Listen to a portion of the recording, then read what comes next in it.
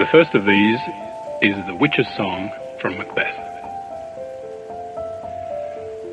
Thrice the brinded cat hath mewed, thrice and once the hedge pig whined.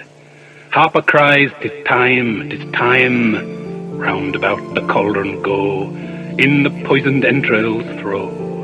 Toad, that under cold stone days and nights hast 31 sweltered venom sleeping got, boil thou first i' the charmed pot. Double, double toil and trouble, fire burn and cauldron bubble. Fillet of a fenny snake, in the cauldron boil and bake. Eye of newt and toe of frog, wool of bat and tongue of dog. Adder's fork and blind worm's sting, lizard's leg and owlet's wing. For a charm of powerful trouble, like a hell broth boil and bubble. Double, double toil and trouble, fire burn and cauldron bubble. Scale of dragon, tooth of wolf, witch's mummy, maw and gulf of the ravined salt sea shark. Root of hemlock digged i' the dark, liver of blaspheming Jew, gall of goat and slips of yew slivered in the moon's eclipse. Nose of Turk and Tartar's lips, finger of birth-strangled babe, ditch delivered by a drab, make the gruel thick and slab. Add thereto a tiger's chaudron, for the ingredients of our cauldron. Double, double toil and trouble, fire burn and cauldron bubble. Cool it with a baboon's blood, then the charm is firm and good. The Eagle by Tennyson. He clasps the crag with crooked hands. Close to the sun in lonely lands, ringed with the azure world, he stands. The wrinkled sea beneath him crawls. He watches from his mountain walls, and like a thunderbolt he falls. On Wenlock Edge by Housen. On Wenlock Edge the wood's in trouble. His forest fleece the Wrekin heaves. The gale it plies the saplings double, and thick on Severn snow the leaves. 'Twould blow like this through holt and hanger, when Uricon the city stood. 'Tis the old wind in the old anger, but then it threshed another wood. Then 'twas before my time, the Roman at yonder heaving hill would stare. The blood that warms an English yeoman, the thoughts that hurt him, they were there. There, like the wind through woods in riot, through him the gale of life blew high. The tree of man was never quiet. Then 'twas the Roman, now 'tis I.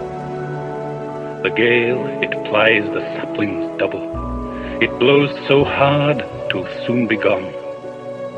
Today the Roman and his trouble, their ashes under Uricon. James the First by Kipling. The child of Mary, Queen of Scots, a shifty mother's shiftless son, bred up among intrigues and plots, learned in all things, wise in none. Ungainly, babbling, wasteful, weak, shrewd, clever, cowardly, pedantic. The sight of steel would blanch his cheek. The smell of baccy drive him frantic. He was the author of his line. He wrote that witches should be burnt. He wrote that monarchs were divine, and left a son who proved they weren't. The Road Not Taken by Robert Frost. Two roads diverged in a yellow wood. A and sorry I could not travel both and be one traveller. Long I stood and looked down one as far as I could to where it bent in the undergrowth. Then took the other as just as fair, and having perhaps the better claim, because it was grassy and wanted wear. Though as for that, the passing there had worn them really about the same. And both that morning equally lay in leaves no step had trodden black. Oh, I kept the first for another day, yet knowing how way leads on to way, I doubted if I should ever come back. I shall be telling this with a sigh, somewhere ages and ages hence. Two roads diverged in a wood, and I took the one less travelled by, and that has made all the difference. The Fall of Rome by W.H. Auden. The piers are pummeled by the waves. In a lonely field, the rain lashes an abandoned train. Outlaws fill the mountain caves. Fantastic grow the evening gowns. Agents of the fisc pursue absconding tax defaulters through the sewers of provincial towns. Private rites of magic send the temple prostitutes to sleep. All the literati keep an imaginary friend. Cerebratonic Cato may extol the ancient disciplines, but the muscle-bound Marines mutiny for food and pay. Caesar's double bed is warm. As an unimportant clerk writes, I do not like my work, on a pink official form. Unendowed with wealth or pity, little birds with scarlet legs, sitting on their speckled eggs, eye each flu-infected city. Altogether elsewhere, vast herds of reindeer move across miles and miles of golden moss, silently and very fast. I mentioned earlier the poem Inversnaid by Gerard Manley Hopkins. Here's the whole thing. This darksome burn, horseback brown, his roll-rock highroad roaring down. In coop and in comb, the fleece of his foam flutes and low to the lake falls home. A wind-puff bonnet of fawn froth turns and twindles over the broth of a pool so pitch-black, fell frowning, it rounds and rounds, despair to drowning. Decked with dew, dappled with dew, are the groins of the braes that the brook treads through. Wiry heath-packs, flitches of fern, and the bead bonny ash that sits over the burn. What would the world be, once bereft of wet and of wildness? Let them be left, oh, let them be left, wildness and wet. Long live the weeds and the wilderness yet. He hears the cry of the sedge by W.B. Yeats. I wander by the edge of this desolate lake, where wind cries in the sedge, until the axle break that keeps the stars in their round, and hands hurl in the deep the banners of east and west, and the girdle of light is unbound. Your breast will not lie by the breast of your beloved in sleep. Lines for an Old Man by T.S. Eliot. The tiger in the tiger pit is not more irritable than I. The whipping tail is not more still than when I smell the enemy writhing in the essential blood, or dangling from the friendly tree. When I lay bare the tooth of wit, the hissing over the arched tongue is more affectionate than hate, more bitter than the love of youth, and inaccessible by the young. Reflected from my golden eye, the dullard knows that he is mad. Tell me if I am not glad. This is a translation of a song from the Aran Islands off the west coast of Ireland, made by Lady Gregory, friend of W.B. Yeats. Donald Oak. It is late last night, the dog was speaking of you. The snipe was speaking of you in her deep marsh. It is you are the lonely bird through the woods, and that you may be without a mate until you find me. You promised me, and you said a lie to me, that you would be before me where the sheep are flocked. I gave a whistle and 300 cries to you, and I found nothing there but a bleating lamb.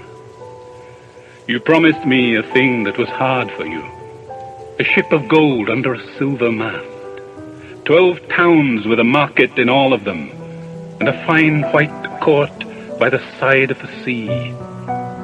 You promised me a thing that is not possible, that you would give me gloves of the skin of a fish, that you would give me shoes of the skin of a bird, and a suit of the dearest silk in Ireland. When I go by myself to the well of loneliness, I sit down and I go through my trouble. When I see the world and do not see my boy, he that has an amber shade in his hair. It was on that Sunday I gave my love to you, the Sunday that is last before Easter Sunday, and myself on my knees reading the Passion, and my 2 eyes giving love to you forever. My mother said to me not to be talking with you today, or tomorrow, or on the Sunday. It was a bad time she took for telling me that. It was shutting the door after the house was robbed.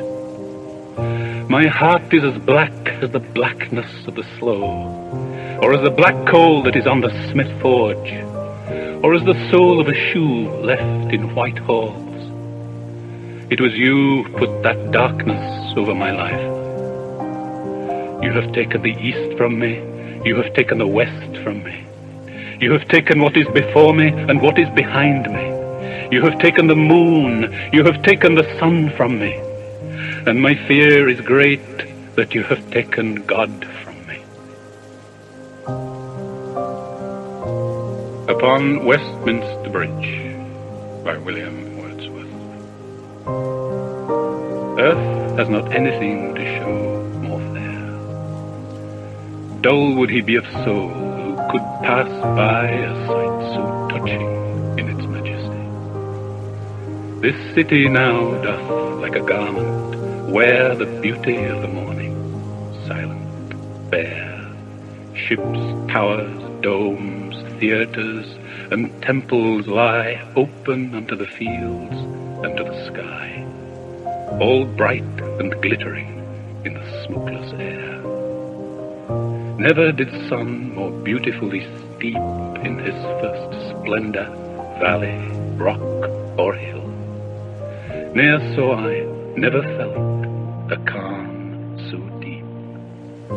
The river glideth at his own sweet will. Dear God, the very houses seem asleep, and all that mighty heart is lying still.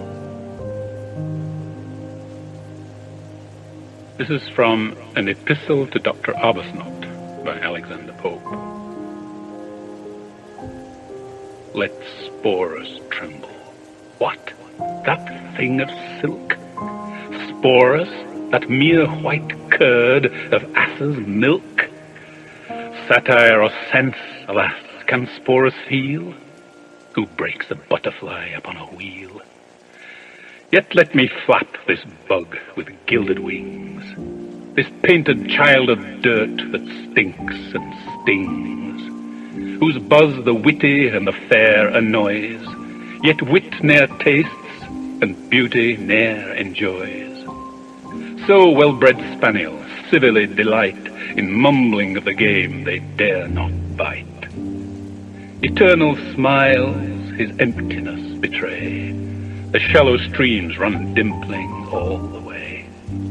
Whether in florid impotence he speaks, and as the prompter breathes the puppet squeaks, or at the ear of Eve, familiar toad, half froth, half venom, spits himself abroad, in puns or politics, or tales or lies, or spite or smut, or rhymes or blasphemies. His wit all seesaw between that and this, now high, now low, now master up, now miss, and he himself one vile antithesis, amphibious thing, that acting either part, the trifling head or the corrupted heart, fop at the toilet, flatterer at the board, now trips a lady and now struts a lord. Eve's tempter thus the rabbins have expressed, a cherub's face, a reptile all the rest. Beauty that shocks you, parts that none will trust, wit that can creep, and pride that licks the dust. How to Kill by Keith Douglas. Under the parabola of a ball, the child turning into a man, I looked into the air too long. The ball fell in my hand, it sang in the closed fist, open, open, behold a gift designed to kill. Now in my dial of glass appears the soldier who's going to die. He smiles and moves about in ways his mother knows, habits of his. The wires touch his face. I cry, now! Death, like a familiar, hears. And look, has made a man of dust, of a man of flesh. This sorcery I do, being damned. I am amused to see the center of love diffused, and the waves of love travel into vacancy. How easy it is to make a ghost. The weightless mosquito touches her tiny shadow on the stone, and with how like, how infinite the lightness, man and shadow meet, they fuse. A shadow is a man when the mosquito death approaches. Anthem for Doomed Youth by Wilfred Owen. What passing bells for these who die as cattle? Only the monstrous anger of the guns. Only the stuttering rifle's rapid rattle can patter out their hasty orisons. No mockeries now for them, no prayers or bells, nor any voice of mourning save the choirs, the shrill, demented choirs of wailing shells, and bugles calling for them from sad shires. What candles may be held to speed them all? Not in the hands of boys, but in their eyes shall shine the holy glimmers of goodbyes. The pallor of girls' brows shall be their pall, their flowers the tenderness of silent minds. At each slow dusk, a drawing down of blinds. The Coombe by Edward Thomas. The Coombe was ever dark, ancient and dark. Its mouth is stopped with bramble, thorn and briar, and no one scrambles over the sliding chalk by beech and yew and perishing juniper, down the half precipices of its sides with roots and rabbit holes for steps. The sun of winter, the moon of summer, and all the singing birds, except the missel thrush that loves juniper, are quite shut out.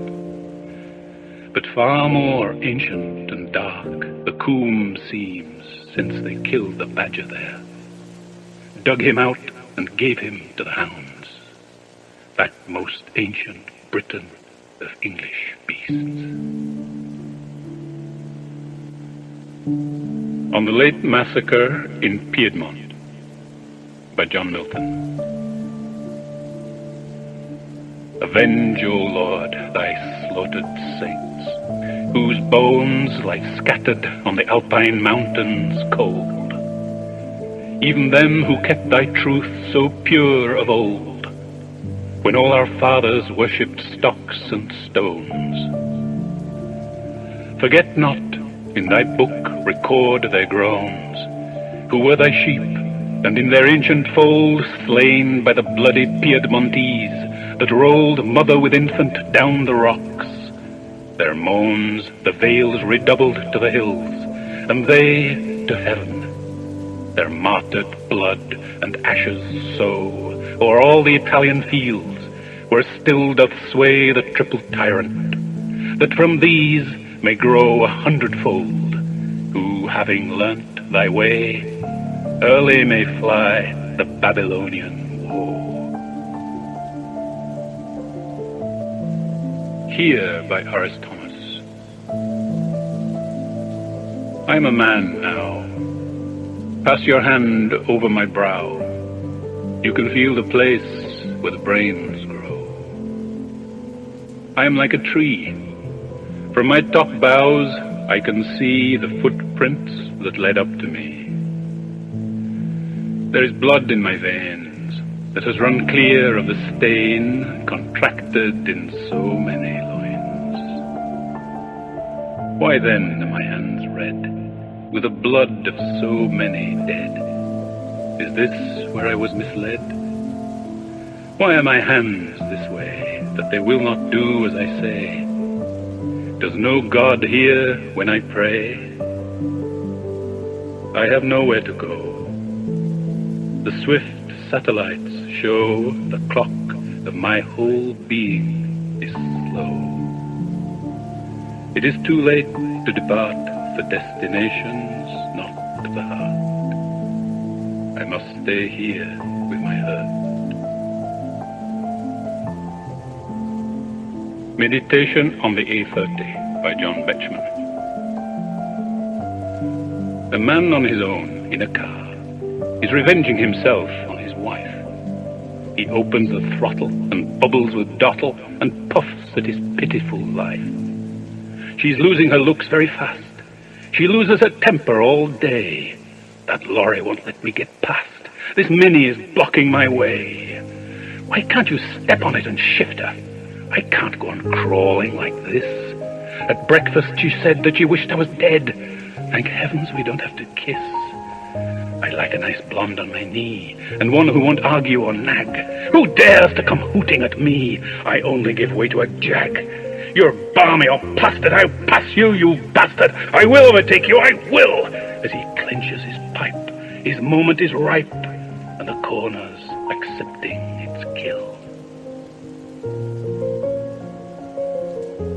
The Tiger by William Blake. Tiger, tiger, burning bright in the forests of the night. What immortal hand or eye could frame thy fearful symmetry? In what distant deeps or skies burnt the fire of thine eyes? On what wings dare he aspire? What the hand dare seize the fire?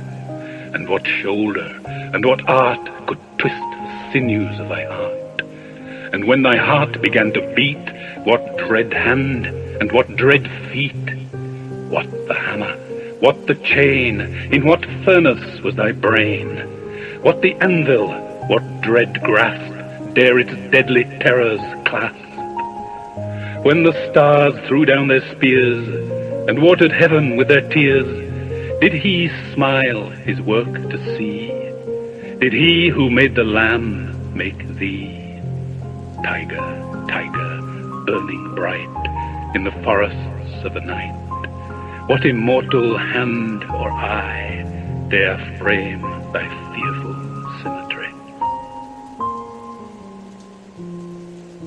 on first looking into Chapman's Homer by John Keats.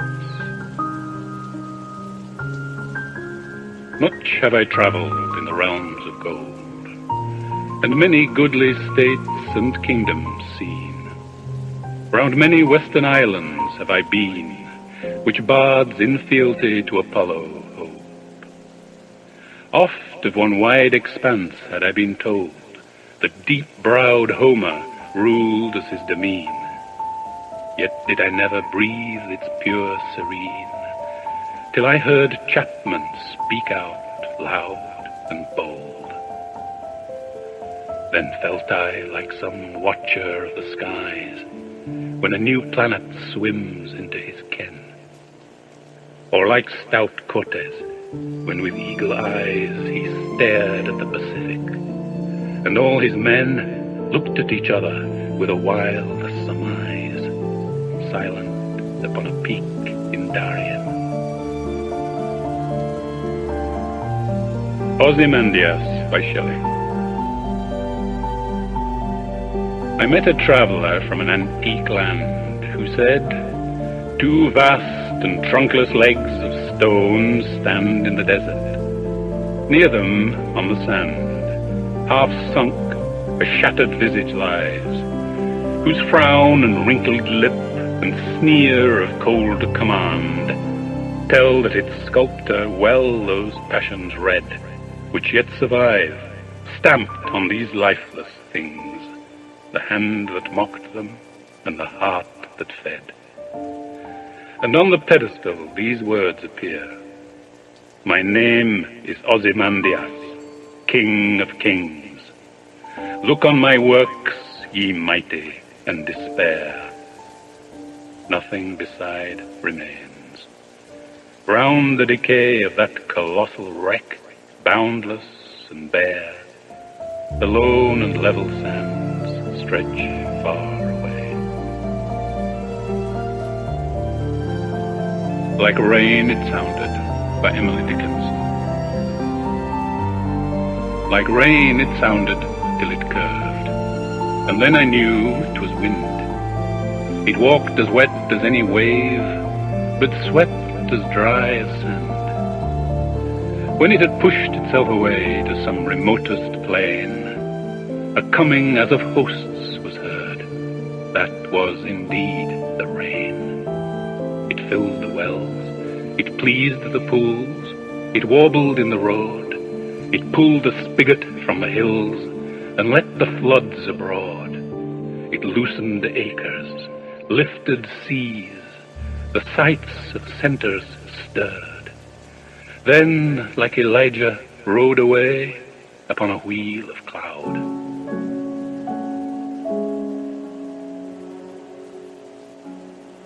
End of side 1. Side 2.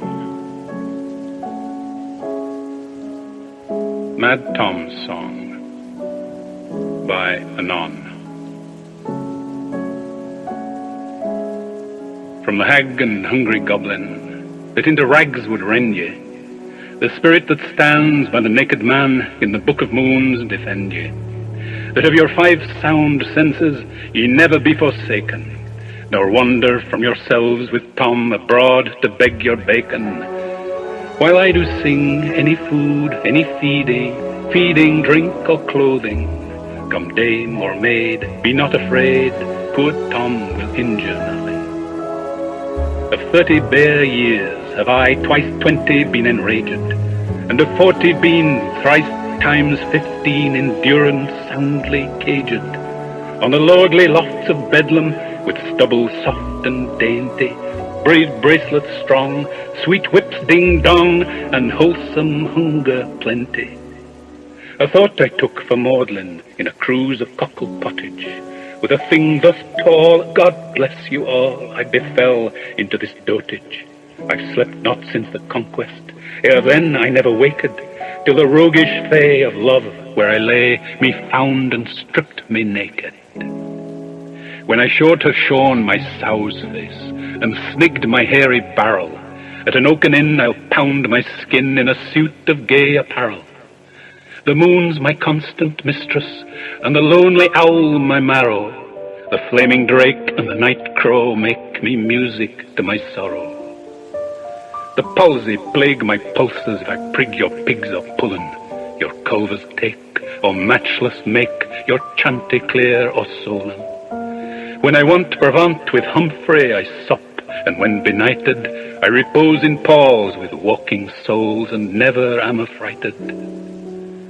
I know more than Apollo, for oft when he lies sleeping, I see the stars at bloody wars, and the wounded welkin weeping.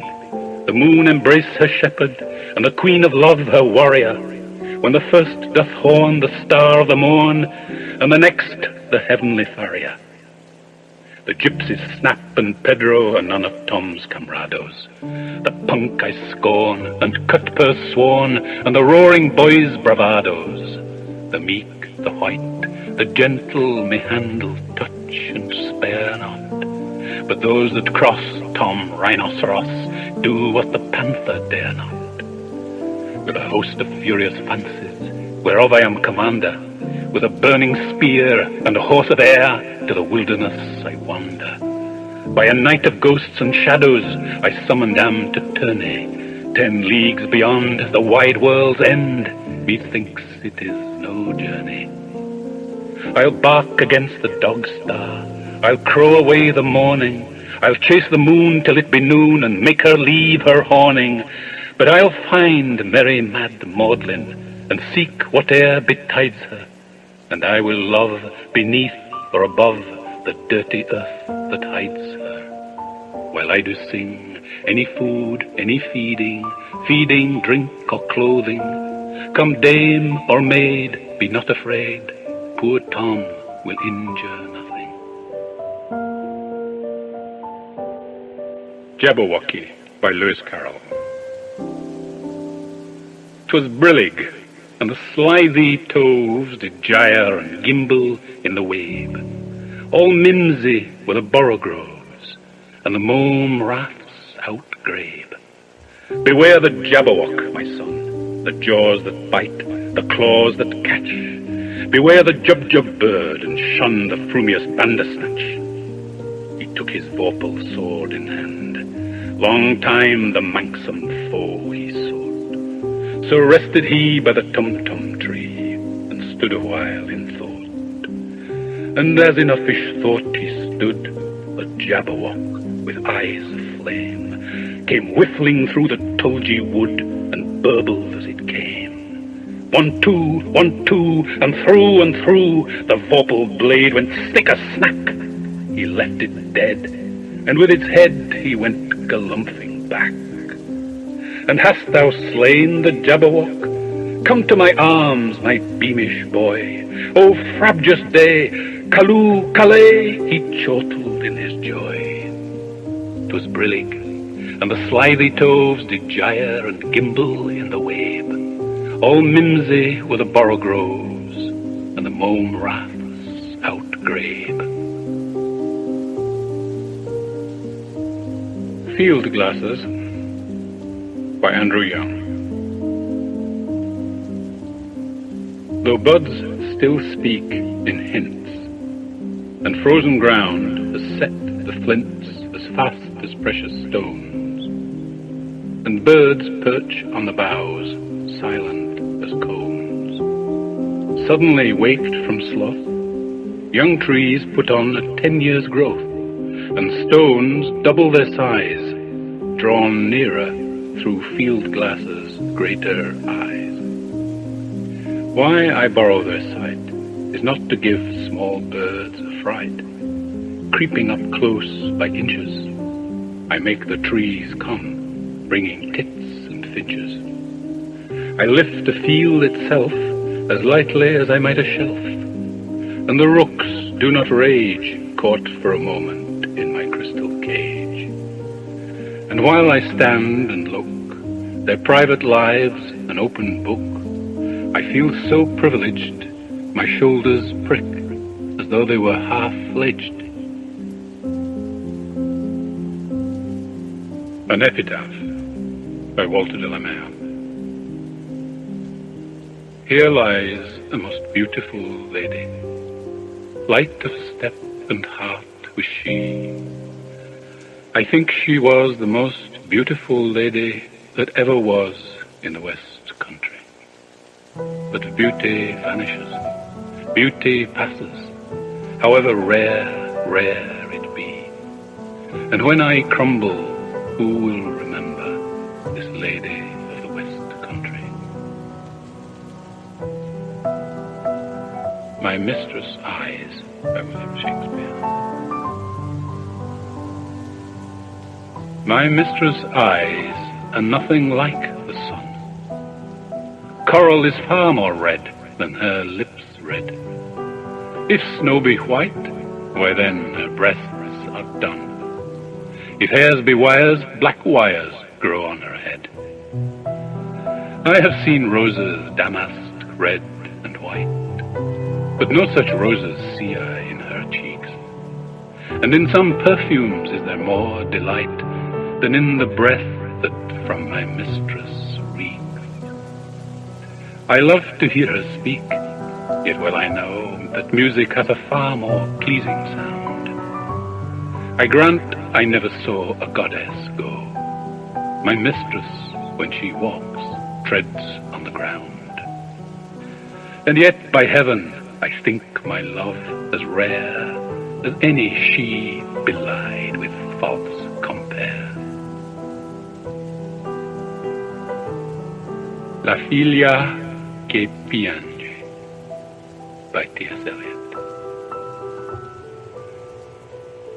Stand on the highest pavement of the stair, lean on a garden urn, weave, weave the sunlight in your hair. Clasp your flowers to you with a pained surprise, fling them to the ground and turn with a fugitive resentment in your eyes. But weave, weave the sunlight in your hair.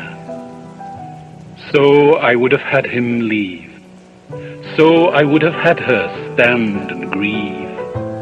So he would have left, as the soul leaves the body torn and bruised, as the mind deserts the body it has used. I should find some way incomparably light and deft, some way we both should understand, simple and faithless as the smile and shake of the hand. She turned away, but with the autumn weather compelled my imagination many days and many hours. Her hair over her arms, and her arms full of flowers. And I wonder how they should have been together. I should have lost a gesture and a pose. Sometimes these cogitations still amaze the troubled midnight and the noon's repose. Provide, provide, by Robert Frost. The witch that came, the withered hag, to wash the steps with pail and rag, was once the beauty Abishag, the picture pride of Hollywood. Too many fall from great and good for you to doubt the likelihood. Die early and avoid the fate. Or if predestined to die late, make up your mind to die in state. Make the whole stock exchange your own. If need be, occupy a throne where nobody can call you crone. Some have relied on what they knew, others on being simply true. What worked for them might work for you. No memory of having starred atones for later disregard, or keeps the end from being hard. Better to go down dignified, with boughten friendship at your side, than none at all. Provide, provide. La Belle Dame sans Merci, John Keats. Oh, what can ail thee, knight-at-arms, alone and palely loitering? The sedge has withered from the lake, and no birds sing. Oh, what can ail thee, knight at arms, so haggard and so woebegone? The squirrel's granary is full, and the harvest's done. I see a lily on thy brow, with anguish moist and fever dew, and on thy cheeks a fading rose fast withereth too. I met a lady in the meads, full beautiful, a fairy's child. Her hair was long, her foot was light, and her eyes were wild. I made a garland for her head, and bracelets too, and fragrant as own. She looked at me as she did love, and made sweet moan. I set her on my pacing steed, and nothing else saw all day long. For sidelong would she lean and sing a fairy's song. She found me roots of relish sweet, and honey wild, and manna dew, and sure in language strange she said, I love thee true. She took me to her elfin grot, and there she wept and sighed full sore, and there I shut her wild, wild eyes with kisses 4. And there she lulled me asleep, and there I dreamed, ah, woe betide, the latest dream I ever dreamt on the cold hillside. I saw pale kings and princes too, pale warriors, death pale were they all. They cried, La belle dame sans merci hath thee in thrall. I saw their starved lips in the gloam, with horrid warning gaped wide, and I awoke and found me here on the cold hillside.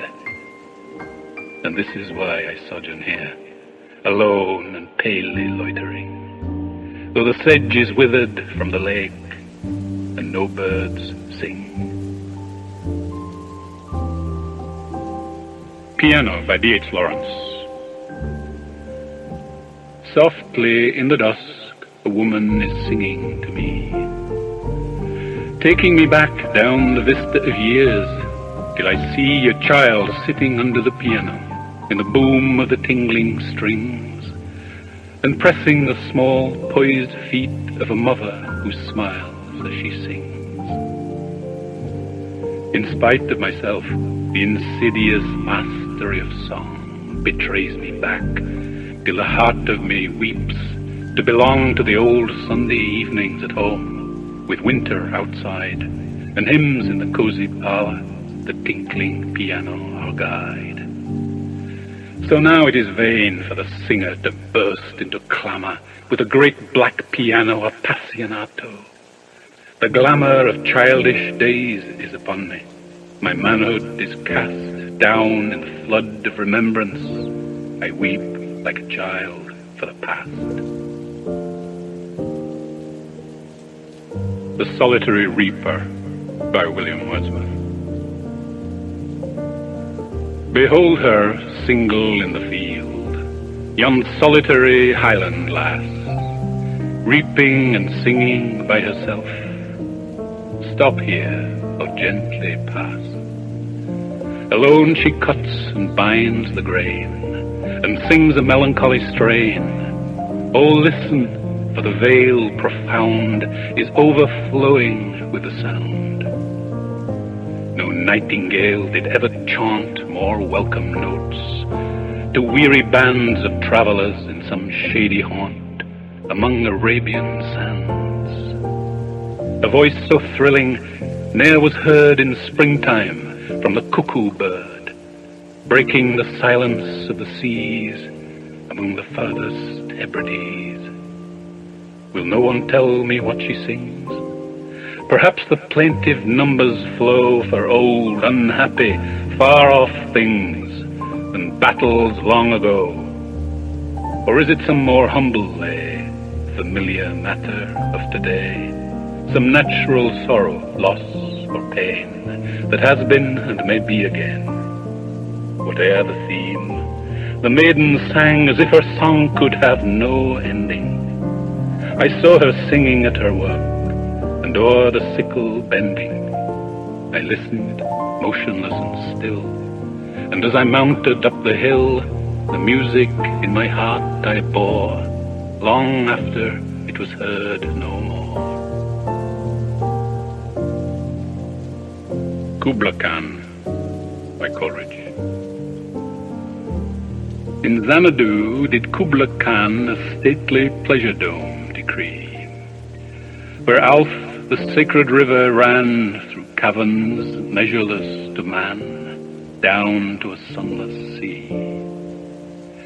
So twice 5 miles of fertile ground, with walls and towers were girdled round, and there were gardens bright with sinuous rills, where blossomed many an incense-bearing tree, and here were forests ancient as the hills, enfolding sunny spots of greenery. But oh, that deep romantic chasm, which slanted down the green hill athwart a cedarn cover, a savage place, as holy and enchanted as air beneath a waning moon, was haunted by woman wailing for her demon lover. And from this chasm with ceaseless turmoil seething, as if this earth in fast thick pants were breathing, a mighty fountain momently was forced, amid whose swift, half-intermitted burst, huge fragments vaulted like rebounding hail, or chaffy grain beneath the thresher's flail. And mid these dancing rocks, at once and ever, it flung up momently the sacred river. 5 miles meandering with a mazy motion, through wood and dale the sacred river ran, then reached the caverns measureless to man, and sank in tumult to a lifeless ocean. And mid the tumult, Kubla heard from far ancestral voices prophesying war. The shadow of the dome of pleasure floated midway on the waves, where was heard the mingled measure from the fountain and the caves. It was a miracle of rare device, a sunny pleasure dome with caves of ice. A damsel with a dulcimer in a vision once I saw. It was an Abyssinian maid, and on her dulcimer she played, singing of Mount Abora. Could I revive within me her symphony and song, to such a deep delight 'twould win me, that with music loud and long I would build that dome in air, that sunny dome, those caves of ice, and all who heard should see them there, and all should cry, beware, beware, his flashing eyes, his floating hair, weave a circle round him thrice, and close your eyes with holy dread, for he on honeydew hath fed, and drunk the milk of paradise. Marina by T.S. Eliot. What seas, what shores, what grey rocks, and what islands, what water lapping the bow, and scent of pine, and the wood thrush singing through the fog, what images return, O my daughter? Those who sharpen the tooth of the dog, meaning death. Those who glitter with the glory of the hummingbird, meaning death. Those who sit in the sty of contentment, meaning death. Those who suffer the ecstasy of the animals, meaning death, are become unsubstantial, reduced by wind, a breath of pine, and the wood song fog, by this grace dissolved in place. What is this face, less clear and clearer, the pulse in the arm less strong and stronger, given or lent, more distant than stars and nearer than the eye? Whispers and small laughter between leaves and hurrying feet, under sleep where all the waters meet. Bowsprit cracked with ice and paint cracked with heat, I made this, I have forgotten and remember. the rigging weak, and the canvas rotten between one June and another September, made this unknowing, half-conscious, unknown my own. The garboard strake leaks, the seams need caulking. This form, this face, this life, living to live in a world of time beyond me. Let me resign my life for this life, my speech for that unspoken. The awakened, lips parted, the hope, the new ships. What seas, what shores, what granite islands towards my timbers, and wood thrush calling through the fog, my daughter. A Woman's Beauty by W.B. Yeats. A woman's beauty is like a white, frail bird, like a white sea-bird alone at daybreak after stormy night, between two furrows upon the ploughed land. A sudden storm, and it was thrown between dark furrows upon the ploughed land. How many centuries spent the sedentary soul in toils of measurement beyond eagle or mole, beyond hearing or seeing or Archimedes' guess, to raise into being that loveliness. A strange, unserviceable thing, a fragile, exquisite, pale shell, that the vast, troubled waters bring to the loud sands before day is broken. The storm arose and suddenly fell amid the dark before day had broken. What death, what discipline, what bonds no man could unbind, being imagined within the labyrinth of the mind. What pursuing or fleeing, what wounds, what bloody press, dragged into being this loveliness. Song for the Clatterbones by F.R. Higgins. God rest that wicked woman, Queen Jezebel, the bitch who peeled the clothes from her shoulder bones down to her spent tits, as she stretched out of the window among the geraniums, where she chaffed and laughed like one half daft, titivating her painted hair. King Jehu, he drove to her. She tipped him a fancy beck. But he from his knacky sidecar spoke, "Who'll break that dewlap neck?" And so she was thrown from the window. Like Lucifer she fell beneath the feet of the horses, and they beat the light out of Jezebel. That corpse wasn't planted in clover. Nothing of her was found, save those grey bones that Harefoot Mike gave me for their lovely sound. And as once her dancing body made starlit princes sweat, so I'll just clack, though her ghost lacks a back, there's music in the old bones yet. A Subaltern's Love Song by John Betjeman. Miss J. Hunter Dunn, Miss J. Hunter Dunn, furnished and burnished by Aldershot sun.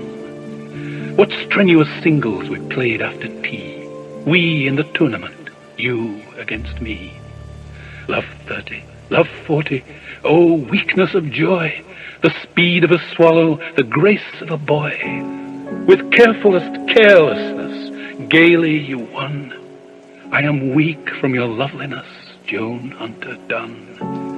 Miss Joan Hunter Dunn, Miss Joan Hunter Dunn, how mad I am, sad I am, glad that you won. The warm-handled racket is back in its press, but my shock-headed victor, she loves me no less. Her father's Euonymus shines as we walk, and swing past the summer house, buried in talk, and cool the veranda that welcomes us in to the 6 o'clock news and a lime juice and gin. The scent of the conifers, sound of the bath, the view from my bedroom of moss-dappled path, as I struggle with double-end evening tide, for we dance at the golf club, my victor and I. On the floor of her bedroom lie blazer and shoes, and the cream-colored walls are betrothed with sports, and westering, questioning, settles the sun on your low-leaded window, Miss Joan Hunter Dunn. The hillman is waiting, the lights in the hall. The pictures of Egypt are bright on the wall. My sweet, I am standing beside the oak stair, and there on the landings the light on your hair. By roads not adopted, by woodlanded ways, she drove to the club in the late summer haze, into 9 o'clock Camberley, heavy with bells, and mushroomy, pine-woody, evergreen smells. Miss Joan Hunter Dunn, Miss Joan Hunter Dunn, I can hear from the car park the dance has begun. Oh, full Surrey twilight, importunate band, oh, strongly adorable tennis girl's hand. Around us are Rovers and Austins afar, above us the intimate roof of the car. And here on my right is the girl of my choice, with the tilt of her nose and the chime of her voice, and the scent of her wrap and the words never said, and the ominous, ominous dancing ahead. We sat in the car park till 20 to 1, and now I'm engaged to Miss Joan Hunter Dunn. Other Slow Arts. The Speech by Brown in Love's Labour's Lost by William Shakespeare. Other slow arts entirely keep the brain, and therefore, finding barren practices, scarce show a harvest of their heavy toil. But love, first learned in a lady's eyes, lives not alone immured in the brain, but with the motion of all elements, courses as swift as thought in every power, and gives to every power a double power, above their functions and their offices. It adds a precious seeing to the eye. A lover's eyes will gaze an eagle blind. A lover's ear will hear the lowest sound when the suspicious head of theft is stopped. Love's feeling is more soft and sensible than are the tender horns of cockled snails. Love's tongue proves dainty Bacchus gross in taste. For valor is not love a Hercules, still climbing trees in the Hesperides, subtle as Sphinx, as sweet and musical as bright Apollo's lute strung with his hair. And when love speaks, the voice of all the gods makes heaven drowsy with the harmony. Long John Brown and Little Mary Bell by William Blake. Little Mary Bell had a fairy in a nut. Long John Brown had the devil in his gut. Long John Brown loved little Mary Bell, and the fairy drew the devil into the nutshell. Her fairy skipped out, and her fairy skipped in. He laughed at the devil, saying, "Love is a sin." The devil he raged, and the devil he was wroth, and the devil entered into the young man's broth. He was soon in the gut of the loving young swain, for John ate and drank to drive away love's pain. But all he could do, he grew thinner and thinner, though he ate and drank as much as 10 men for his dinner. Some said he had a wolf in his stomach day and night. Some said he had the devil, and they guessed right. The fairies skipped about in his glory, joy, and pride, and he laughed at the devil till poor John Brown died. Then the fairies skipped out of the old nutshell, and woe and alack for pretty Mary Bell, for the devil crept in where the fairies skipped out, and there goes Miss Bell with her fusty old nut. Spring and Fall by Gerard Manley Hopkins. Margaret, are you grieving over Golden Grove unleaving? Leaves, like the things of man you with your fresh thoughts care for, can you? Ah, as the heart grows older, it will come to such sights colder by and by, nor spare a sigh, the worlds of one wood leaf meal lie. And yet you will weep, and know why. Now, no matter, child, the name, sorrow's springs are the same. nor mouth had known, nor mind expressed what heart heard of, ghost guessed. It is the blight man was born for. It is Margaret you mourn for. They Flee From Me by Thomas Wyatt. They flee from me that sometime did me seek, with naked foot stalking in my chamber. I have seen them gentle, tame, and meek, that now are wild, and do not remember that sometime they put themselves in danger to take bread at my hand. And now they range, busily seeking with a continual change. Thanked be fortune, it hath been otherwise 20 times better. But once in special, in thin array, after a pleasant guise, when her loose gown from her shoulders did fall, and she me caught in her arms long and small, therewithal sweetly did me kiss, and softly said, Dear heart, how like you this? It was no dream, I lay broad waking, but all it turned for my gentleness into a strange fashion of forsaking. And I have leave to go of her goodness, and she also to use newfangleness. But since that I so kindly am served, I would fain know what she hath deserved. Fear no more the heat of the sun. This is a song from Cymbeline by William Shakespeare. Fear no more the heat of the sun, nor the furious winter's rages. Thou thy worldly task hast done, home art gone and ta'en thy wages. Golden lads and girls all must, as chimney sweepers, come to dust. Fear no more the frown of the great, thou art past the tyrant's stroke. Care no more to clothe and eat, to thee the reed is as the oak. The sceptre, learning, physic, must all follow this and come to dust. Fear no more the lightning flash, nor the old dreaded thunderstone. Fear not slander, censure rash. Thou hast finished joy and moan. All lovers young, all lovers must consign to thee and come to dust. No exorciser harm thee, nor no witchcraft charm thee. Ghost unlaid forbear thee, nothing ill come near thee. Quiet consummation have, and renowned be thy grave. Stop All the Clocks by W.H. Auden. Stop all the clocks, cut off the telephone, prevent the dog from barking with a juicy bone. Silence the pianos, and with muffled drum bring out the coffin, let the mourners come. Let aeroplanes circle moaning overhead, scribbling on the sky the message, he is dead.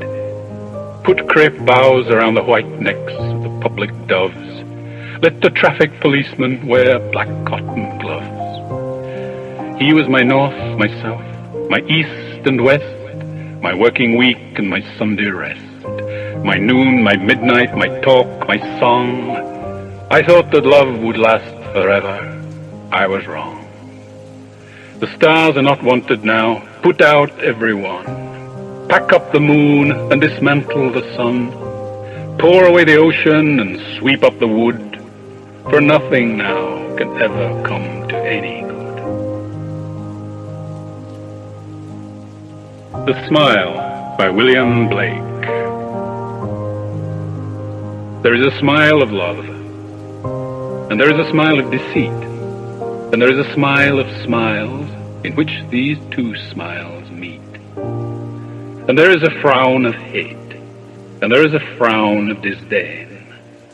There is a frown of frowns, which you strive to forget in vain.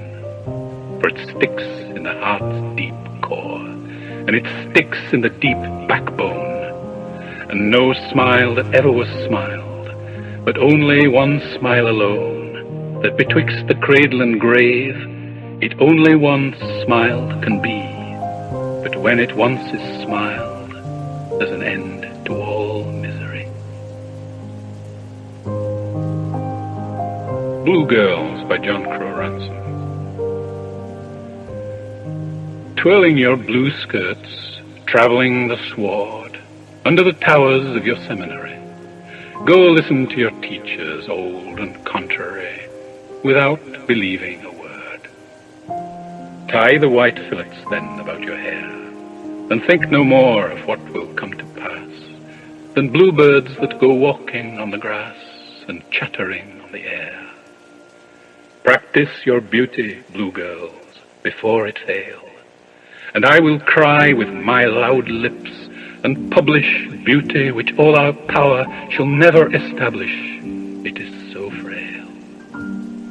For I could tell you a story which is true. I know a woman with a terrible tongue, blear eyes fallen from blue, all her perfections tarnished. Yet it is not long since she was lovelier than any of you. The Relic by John Donne. When my grave is broke up again, some second guest to entertain, for graves have learned that woman had to be to more than one a bed, and he that digs it spies the bracelet of bright hair about the bone. Will he not let us alone, and think that there a loving couple lies, who thought that this device might be some way to make their souls at the last busy day meet at this grave and make a little stay? If this fall in a time or land where misdevotion doth command, then he that digs us up will bring us to the bishop and the king to make us relics. Then thou shalt be a Mary Magdalene, and I a something else thereby. All women shall adore us, and some men. And since at such time miracles are sought, I would have that age by this paper taught, what miracles we harmless lovers wrought. First, we loved well and faithfully, yet knew not what we loved, nor why. Difference of sex no more we knew than our guardian angels do. Coming and going, we perchance might kiss, but not between those meals. Our hands ne'er touched the seals, which nature, injured by late law, sets free. These miracles we did, but now, alas, all measure and all language I should pass, should I tell what a miracle she was. A refusal to mourn the death by fire of a child in London by Dylan Thomas. Never until the mankind making, bird, beast, and flower fathering and all humbling darkness tells with silence the last light breaking, and the still hour is come of the sea tumbling in harness. And I must enter again the round Zion of the water bead, and the synagogue of the ear of corn. Shall I let pray the shadow of a sound, or sow my salt seed in the least valley of sackcloth, to mourn the majesty and burning of the child's death? I shall not murder the mankind of her going with a grave truth, nor blaspheme down the stations of the breath with any further elegy of innocence and youth. Deep with the first dead lies London's daughter, robed in the long friends, the grains beyond age, the dark veins of her mother, secret by the unmourning water of the riding Thames. After the first death, there is no other. The Return by Ezra Pound. See, they return. Ah, see the tentative movements and the slow feet, the trouble in the pace and the uncertain wavering. See, they return, one and by one, with fear as half awakened, as if the snow should hesitate and murmur in the wind and half turn back. These were the winged with awe, inviolable gods of the winged shoe. With them the silver hounds, sniffing the trace of air. Hi, hi, these were the swift to harry, these the keen-scented, these were the souls of blood, slow on the leash, pallid the leash men. The Skunk by Seamus Heaney. Up, black, striped and damasked, like the chasuble at a funeral mass, the skunk's tail paraded the skunk. Night after night, I expected her like a visitor. The refrigerator whinnied into silence. My desk light softened beyond the veranda. Small oranges loomed in the orange tree. I began to be tense as a voyeur. After 11 years, I was composing love letters again, broaching the word wife like a stored cask, as if its slender vowel had mutated into the night earth and air of California. The beautiful, useless tang of eucalyptus spelt your absence. The aftermath of a mouthful of wine was like inhaling you off a cold pillow.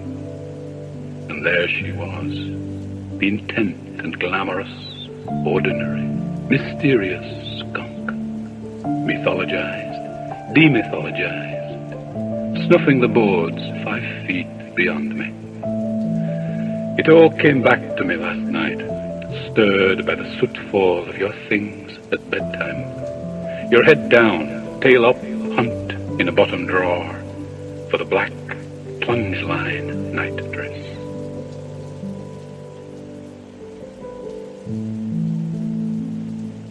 End of side 2. Side 3. That time of year thou mayst in me behold, by William Shakespeare. That time of year thou mayst in me behold, when yellow leaves, or none, or few, do hang upon those boughs which shake against the cold, bare, ruined choirs, where late the sweet birds sang. In me thou seest the twilight of such day as after sunset fadeth in the west, which by and by black night doth take away, death's second self, that seals up all in rest. In me thou seest the glowing of such fire, that on the ashes of his youth doth lie, at the deathbed whereon it must expire, consumed with that which it was nourished by. This thou perceivest, which makes thy love more strong, to love that well which thou must leave ere long. Easter 1916 by W.B. Yeats. I have met them at close of day, coming with vivid faces, from counter or desk, among grey 18th century houses. I have passed with a nod of the head, or polite, meaningless words, or have lingered a while and said polite, meaningless words, and thought, before I had done, of a mocking tale or a jibe to please a companion around the fire at the club, being certain that they and I but lived where Motley is born. All changed utterly. A terrible beauty is born. That woman's days were spent in ignorant goodwill, her nights in argument until her voice grew shrill. What voice more sweet than hers, when young and beautiful she rode to Harriet? This man had kept a school, and rode our winged horse. This other, his helper and friend, was coming into his force. He might have won fame in the end, so sensitive his nature seemed, so daring and sweet his thought. This other man I had dreamed a drunken, vain-glorious lout. He had done most bitter wrong to some who were near my heart, yet I number him in the song. He too has resigned his part in the casual comedy. He too has been changed in his turn, transformed utterly. A terrible beauty is born. Hearts with one purpose alone, through summer and winter, seem enchanted to a stone, to trouble the living stream. The horse that comes from the road, the rider, the birds that range from cloud to tumbling cloud, minute by minute they change. A shadow of cloud on the stream changes minute by minute. A horse hoof slides on the brim, and a horse plashes within it. The long-legged moor-hens dive, and hens to moorcocks call. Minute by minute they live, the stones in the midst of all. Too long a sacrifice can make a stone of a heart. Oh, when may it suffice? That is heaven's part, our part, to murmur name upon name, as a mother names her child, when sleep at last has come on limbs that had run wild. What is it but nightfall? No, no, not night, but death. Was it needless death, after all? For England may keep faith, for all that is done and said. We know their dream, enough to know they dreamed and are dead. And what if excess of love bewildered them till they died? I write it out in a verse. MacDonagh and MacBride and Connolly and Pearse, now and in time to be, wherever green is worn, are changed, changed utterly. A terrible beauty is born. Tintern Abbey by William Wordsworth.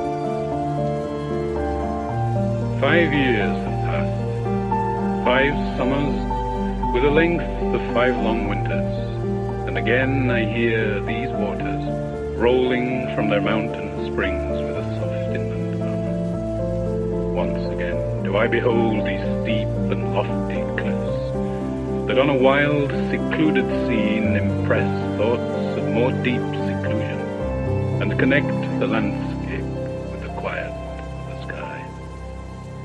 The day is come when I again repose here under this dark sycamore, and view these plots of cottage ground, these orchard tufts, which at this season with their unripe fruits are clad in one green hue, and lose themselves mid groves and copses. Once again I see these hedgerows, hardly hedgerows, little lines of sportive wood run wild, these pastoral farms, green to the very door, and wreaths of smoke sent up in silence from among the trees, with some uncertain notice, as might seem of vagrant dwellers in the houses, or of some hermit's cave, where by its fire the hermit sits alone.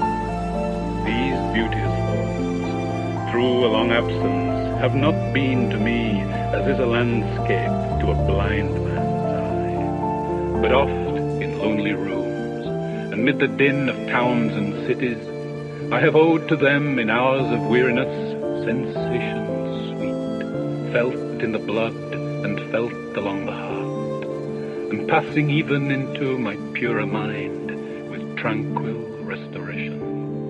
Feelings too of unremembered pleasure, such perhaps as have no slight or trivial influence on that best portion of a good man's life, his little nameless, unremembered acts of kindness and of love. No less, I trust, to them I may have owed another gift, of aspect more sublime, that blessed mood in which the burden of the mystery, in which the heavy and the weary weight of all this unintelligible world is lightened, that serene and blessed mood in which the affections gently lead us on, until the breath of this corporeal frame, and even the motion of our human blood almost suspended, we are laid asleep in body and become a living soul, while with an eye made quiet by the power of harmony and the deep power of joy, we see into the life of things. If this be but a vain belief, yet oh, how often in darkness and amid the many shapes of joyless daylight, when the fretful stir, unprofitable than the fever of the world, have hung upon the beatings of my heart, how oft in spirit have I turned to thee, O sylvan Wye, thou wanderer through the woods, how often has my spirit turned to thee.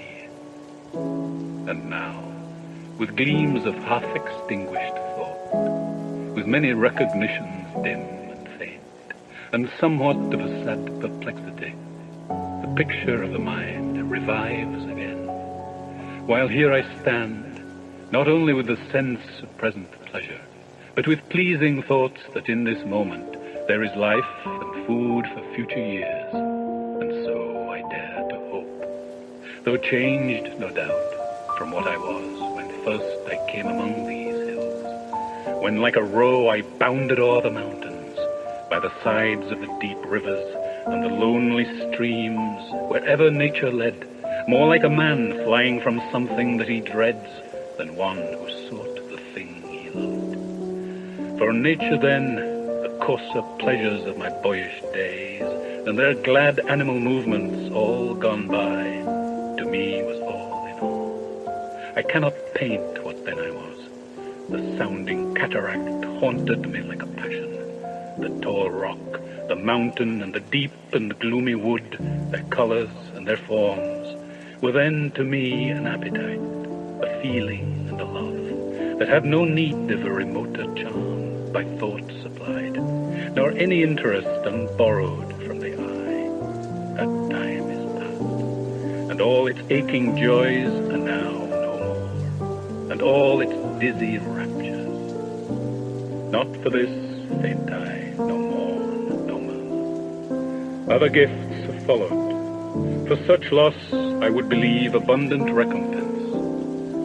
For I have learned to look on nature not as in the hour of thoughtless youth, but hearing oftentimes the still sad music of humanity, nor harsh nor grating, though of ample power to chasten and subdue. And I have felt the presence that disturbs me with the joy of elevated thoughts, a sense sublime of something far more deeply interfused, whose dwelling is the light of setting suns, and the round ocean, and the living air, and the blue sky, and in the mind of man, a motion and a spirit that impels all thinking things, all objects of all thought, and rolls through all things. Therefore am I still the lover of the meadows and the woods and mountains, and of all that we behold from this green earth, of all the mighty world of eye and ear, both what they half create and what perceive, well pleased to recognize in nature and the language of the sense the anchor of my purest thoughts, the nurse, the guide, the guardian of my heart, and soul of all my moral being. Nor perchance, if I were not thus taught, should I the more suffer my genial spirits to decay. For thou art with me, here upon the banks of this fair river, thou my dearest friend, my dear, dear friend. And in thy voice I catch the language of my former heart, and read my former pleasures in the shooting lights of thy wild eyes. Oh, yet a little while may I behold in thee what I was once, my dear, dear sister. And this prayer I make, knowing that nature never did betray the heart that loved her. 'Tis her privilege, through all the years of this our life, to lead from joy to joy. For for she can so inform the mind that is within us, so impress with quietness and beauty, and so feed with lofty thoughts, that neither evil tongues, rash judgments, nor the sneers of selfish men, nor greetings where no kindness is, nor all the dreary intercourse of daily life shall e'er prevail against us, or disturb our cheerful faith, that all which we behold is full of blessings. Therefore let the moon shine on thee in thy solitary walk, and let the misty mountain winds be free to blow against thee. And in after years, when these wild ecstasies shall be matured into a sober pleasure, when thy mind shall be a mansion for all lovely forms, thy memory be as a dwelling place for all sweet sounds and harmonies, oh then, if solitude, or fear, or pain, or grief should be thy portion, with what healing thoughts of tender joy wilt thou remember me, and these my exhortations? Nor, perchance, if I should be where I no more can hear thy voice, nor catch from thy wild eyes these gleams of past existence, wilt thou then forget that on the banks of this delightful stream we stood together, and that I, so long a worshipper of nature, hither came unwearied in that service, rather say with warmer love, oh, with far deeper zeal of holier love. Nor wilt thou then forget that after many wanderings, many years of absence, these steep woods and lofty cliffs, and this green pastoral landscape were to me more dear, both for themselves and for thy sake. The Way Through the Woods by Rudyard Kipling. They shut the road through the woods 70 years ago. Weather and rain have undone it again, and now you would never know there was once a road through the woods, before they planted the trees. It is underneath the coppice and heath and the thin anemones. Only the keeper sees that where the ring-dove broods and the badgers roll at ease, there was once a road through the woods. Yet if you enter the woods of a summer evening late, when the night air cools on trout-ringed pools, where the otter whistles his mate, they fear not men in the woods, because they see so few. You will hear the beat of a horse's feet, and the swish of a skirt in the dew, steadily cantering through the misty solitudes, as though they perfectly knew the old lost road through the woods. But there is no road through the woods. Beanie Cliff by Thomas Hardy. Oh, the opal and the sapphire of that wandering western sea, and the woman riding high above with bright hair flapping free, the woman whom I loved so and who loyally loved me. The pale muse planed below us, and the waves seemed far away in a nether sky, engrossed in saying their ceaseless babbling say, as we laughed light-heartedly aloft on that clear-sunned March day. A little cloud then cloaked us, and there flew an irised rain, and the Atlantic dyed its levels with a dull, misfeatured stain. And then the sun burst out again, and purples prinked the main. Still in all its castle beauty bulks old Beanie to the sky. And shall she and I not go there once again, now March is nigh? And the sweet things said in that March say anew there by and by.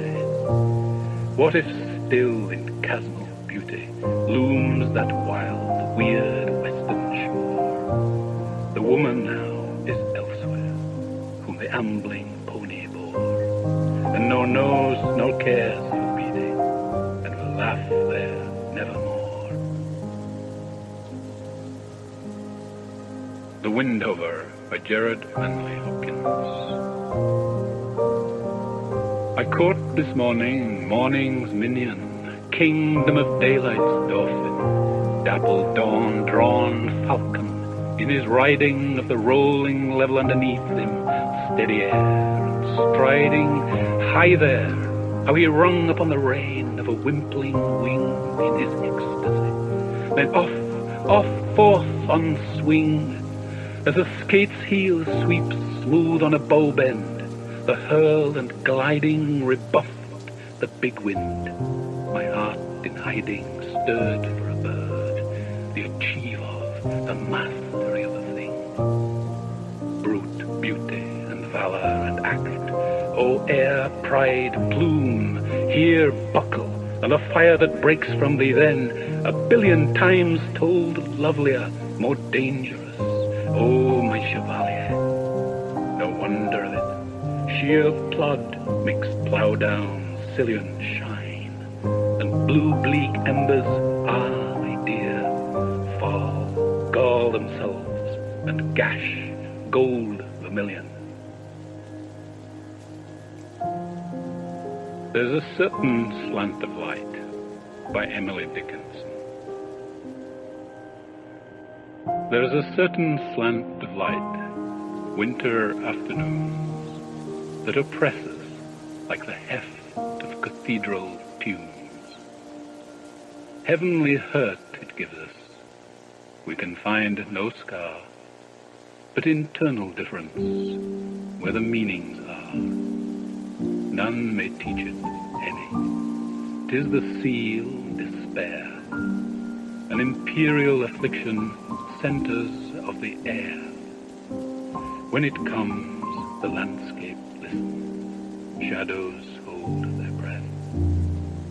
When it goes, 'tis like the distance on the look of death. Auguries of Innocence by William Blake. To see the world in a grain of sand, and a heaven in a wild flower. Hold infinity in the palm of your hand, and eternity in an hour. A robin redbreast in a cage puts all heaven in a rage. A dove house filled with doves and pigeons shudders hell through all its regions. A dog starved at his master's gate predicts the ruin of the state. A horse misused upon the road calls to heaven for human blood. Each outcry of the hunted hare a fiber from the brain does tear. A skylark wounded on the wing, a cherubim does cease to sing. The gamecock clipped and armed for fight does the rising sun affright. Every wolf and lion's howl raises from hell a human soul. The wild deer, wandering here and there, keep the human soul from care.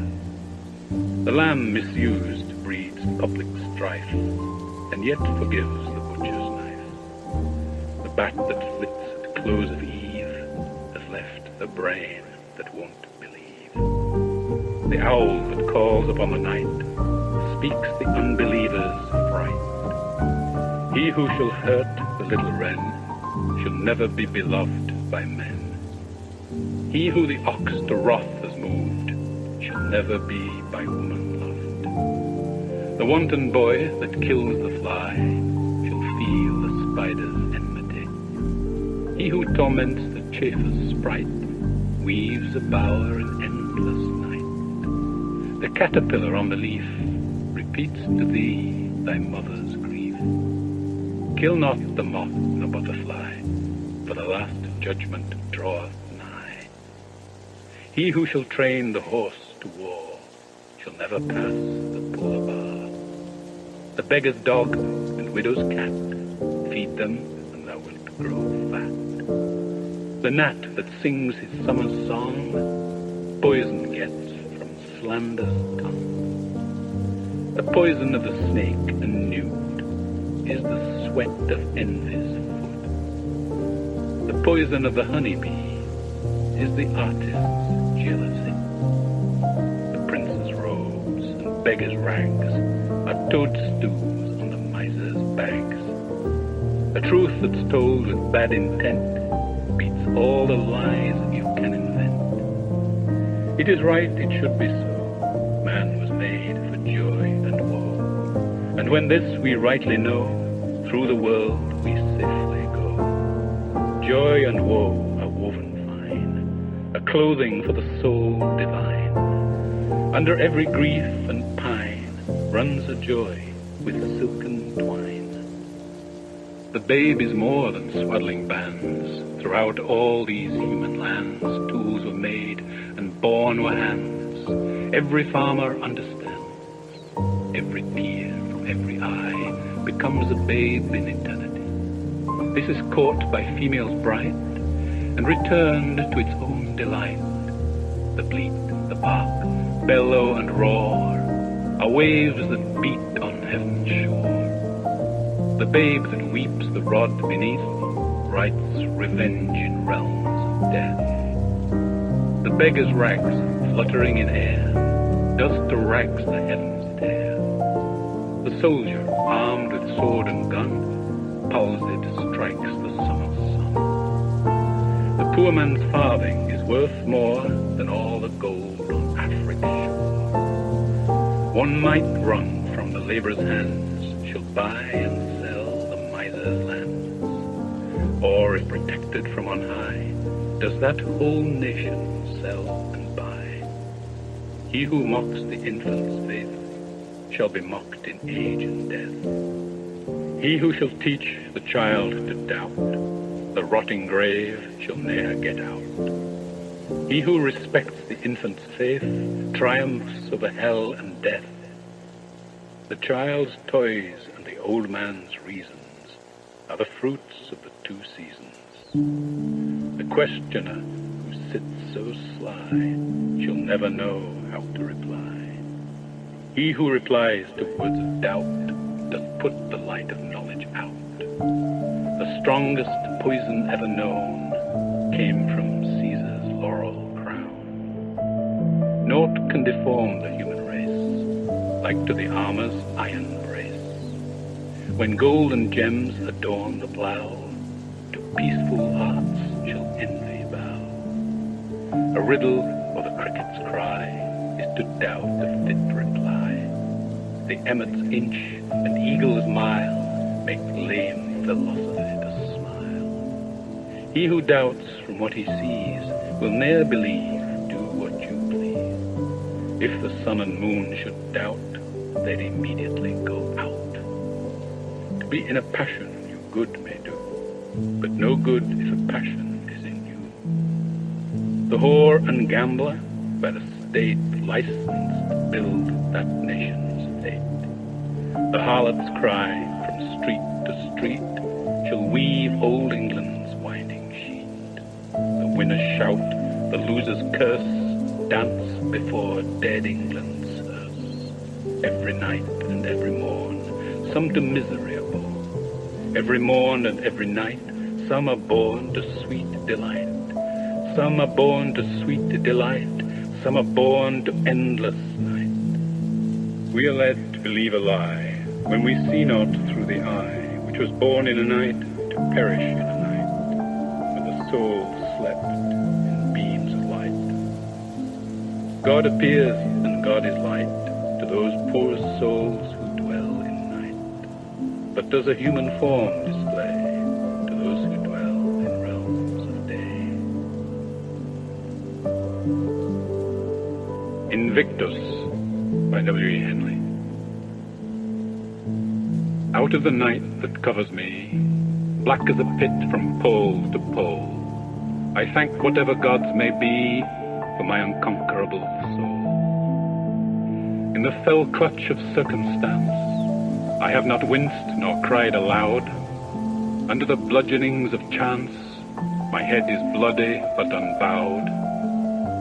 Beyond this place of wrath and tears looms but the horror of the shade, and yet the menace of the years finds and shall find me unafraid.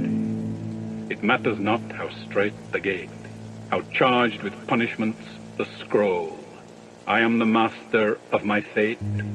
I am the captain of my soul. A speech from Troilus and Cressida by William Shakespeare. The heavens themselves, the planets, and this center observe degree, priority, and place. In sisture, course, proportion, season, form, office and custom, in all line of order.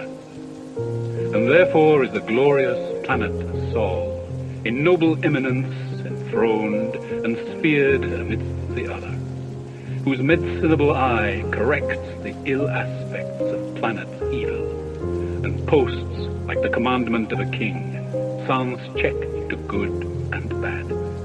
But when the planets in evil mixture to disorder wander, what plagues and what portents, what mutiny, what raging of the sea, shaking of earth, commotion in the winds, frights, changes, horrors, divert and crack, rend and deracinate the unity and married calm of states quite from their fixture.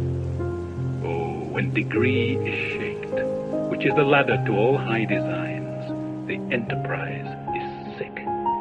How could communities, degrees in schools, and brotherhoods in cities, peaceful commerce from dividable shores, the primogenitive of due of birth, prerogative of age, crowns, scepters, laurels, but by degree stand in authentic place. Take but degree away, untune that string, and hark what discord follows. Each thing meets in mere oppugnancy. The bounded waters should lift their bosoms higher than the shores, and make a sop of all this solid globe. Strength should be lord of imbecility, and the rude son should strike his father dead. Force should be right, or rather, right and wrong, between whose endless jar justice resides, should lose their names, and so should justice too. Then everything includes itself in power, power into will, will into appetite, and appetite a universal wolf, so doubly seconded with will and power, must make perforce a universal prey, and last eat up himself. Strange Meeting by Wilfred Owen. It seemed that out of battle I escaped down some profound duct, long since scooped through granites which titanic wars had groined. Yet also there encumbered sleepers groaned, too fast in thought or death to be bestirred. Then as I probed them, one sprang up and stared with piteous recognition in fixed eyes, lifting distressful hands as if to bless. And by his smile I knew that sullen fall. By his dead smile I knew we stood in hell. With 1,000 pains that vision's face was grained, yet no blood reached there from the upper ground, and no guns thumped or down the flues made moan. Strange friend, I said, here is no cause to mourn. None, said the other, save the undone years, the hopelessness. Whatever hope is yours was my life also. I went hunting wild after the wildest beauty in the world, which lies not calm in eyes or braided hair, but mocks the steady running of the hour, and if it grieves, grieves richlier than here. For by my glee might many men have laughed, and of my weeping something had been left, which must die now. I mean the truth untold, the pity of war, the pity war distilled. Now men will go content with what we spoiled, or discontent boil bloody and be spilled. They will be swift with swiftness of the tigress. None will break ranks, though nations trek from progress. Courage was mine, and I had mystery. Wisdom was mine, and I had mastery. To miss the march of this retreating world, into vain citadels that are not walled. Then, when much blood had clogged their chariot wheels, I would go up and wash them from sweet wells, even with truths that lie too deep for taint. I would have poured my spirit without stint, but not through wounds, not on the cess of war. Foreheads of men have bled where no wounds were. I am the enemy you killed, my friend. I knew you in this dark, for so you frowned yesterday through me as you jabbed and killed. I parried, but my hands were low and cold. Let us sleep now. The Runaway by Robert Frost.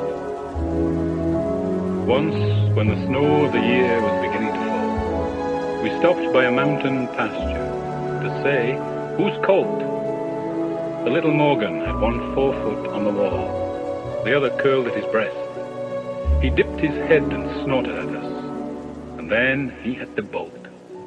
We heard the miniature thunder where he fled, and we saw him, or thought we saw him, dim and grey, like a shadow against the curtain of falling flakes.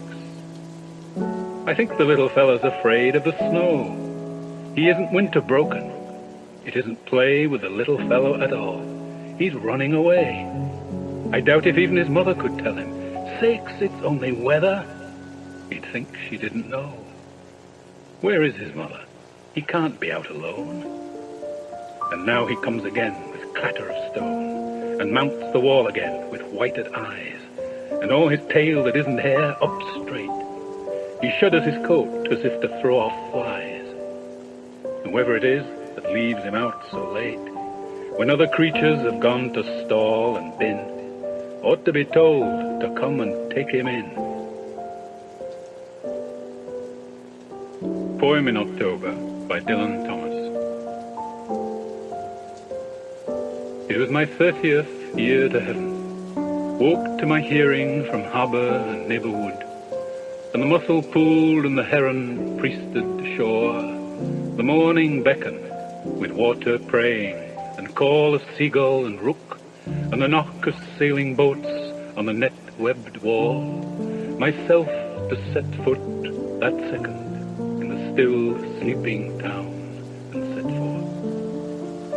My birthday began with the water birds and the birds of the winged trees flying my name above the farms and the white horses, and I rose in the rainy autumn and walked abroad in a shower of all my days. High tide and the heron dived when I took the road over the border, and the gates of the town closed as the town woke. A springful of larks in a rolling cloud, and the roadside bushes brimming with whistling blackbirds, and the sun of October summery on the hill's shoulder. Here were fond climates and sweet singers suddenly come in the morning, where I wandered and listened to the rain-ringing wind blow cold in the wood far away under me. Pale rain over the dwindling harbour, and over the sea-wet church the size of a snail, with its horns through mist, and the castle brown as owls. But all the gardens of spring and summer were blooming in the tall tales beyond the border and under the larkful cloud. There could I marvel my birthday away, but the weather turned around. It turned away from the blithe country, and down the other air and the blue-altered sky streamed again a wonder of summer, with apples, pears, and red currants. And I saw in the turning so clearly a child's forgotten mornings when he walked with his mother through the parables of sunlight and the legends of the green chapels, and the twice-told fields of infancy, that his tears burned my cheeks and his heart moved in mine. These were the woods, the river and sea where a boy in the listening summertime of the dead, whispered the truth of his joy to the trees and the stones and the fish in the tide. And the mystery sang alive, still in the water and singing birds. And there could I marvel my birthday away, but the weather turned around, and the true joy of the long-dead child sang burning in the sun. It was my 30th year to heaven, stood there then in the summer moon, but the town below lay leaved with October blood. Oh, may my heart's truth still be sung on this high hill in a year's turning.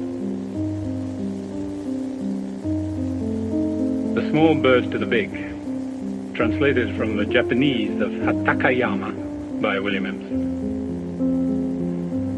Fly up and away, large hawk, to the eternal day of the abyss, belittling the night about the mountains. Your eyes that are our terror are well employed about the secrets of the moon, or the larger betrayals of the noonday. Do not stay just above, so that I must hide shuddering under inadequate twigs. Sail through the dry smoke of volcanoes, or the damp clouds if they will better encourage your feathers.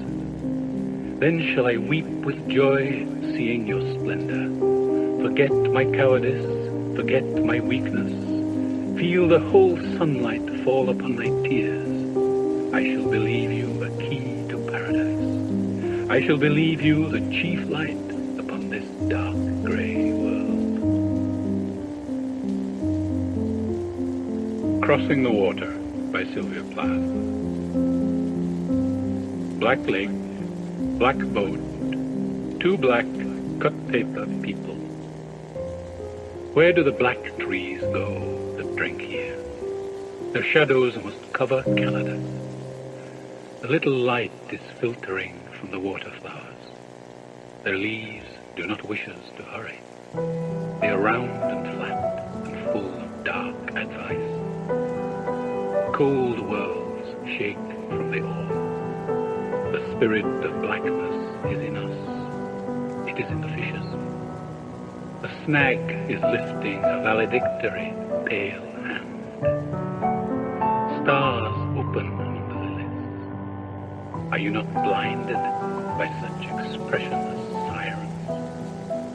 This is the silence of astounded souls. Musée des Beaux-Arts by W.H. Auden.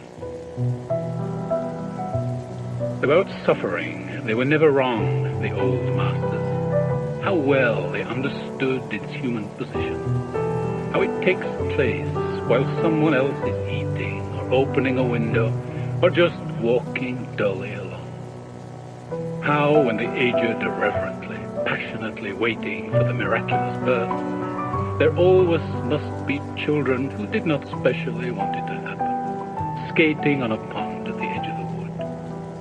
They never forgot that even the dreadful martyrdom must run its course anyhow in a corner, some untidy spot where the dogs go on with their doggy life, and the torturer's horse scratches its innocent behind on a tree.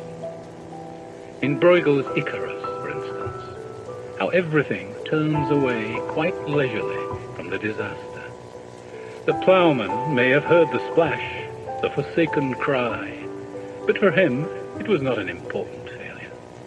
The sun shone as it had to on the white legs disappearing into the green water, and the expensive, delicate ship that must have seen something amazing, a boy falling out of the sky, had somewhere to get to and sailed calmly on. Not Waving but Drowning by Stevie Smith. Nobody heard him, the dead man, but still he lay moaning. I was much further out than you thought, and not waving but drowning. Poor chap, he always loved larking, and now he's dead. It must have been too cold for him, his heart gave way, they said. Oh no, no, no, it was too cold always. Still the dead one lay moaning. I was much too far out all my life, and not waving, but drowning. The second part of Livings by Philip Larkin. 70 feet down, the sea explodes upwards, relapsing to slaver of landing stage steps. Running suds rejoice. Rocks writhe back to sight. Muscles, limpets husband their tenacity in the freezing slither. Creatures, I cherish you. By day, sky bills grape dark over the salt, unsown, stirring fields. Radio rubs its legs, telling me of elsewhere. Barometers falling. Ports wind-shuttered. Fleets pent like hounds. Fires in humped inns, kippering sea pictures. Keep it all up. By night, snow swirls. O loose moth world. Through the stair, travelling leather-black waters. Guarded by brilliance, I set plate and spoon. And after, divining cards. Lit, shelved liners grope like mad worlds westward.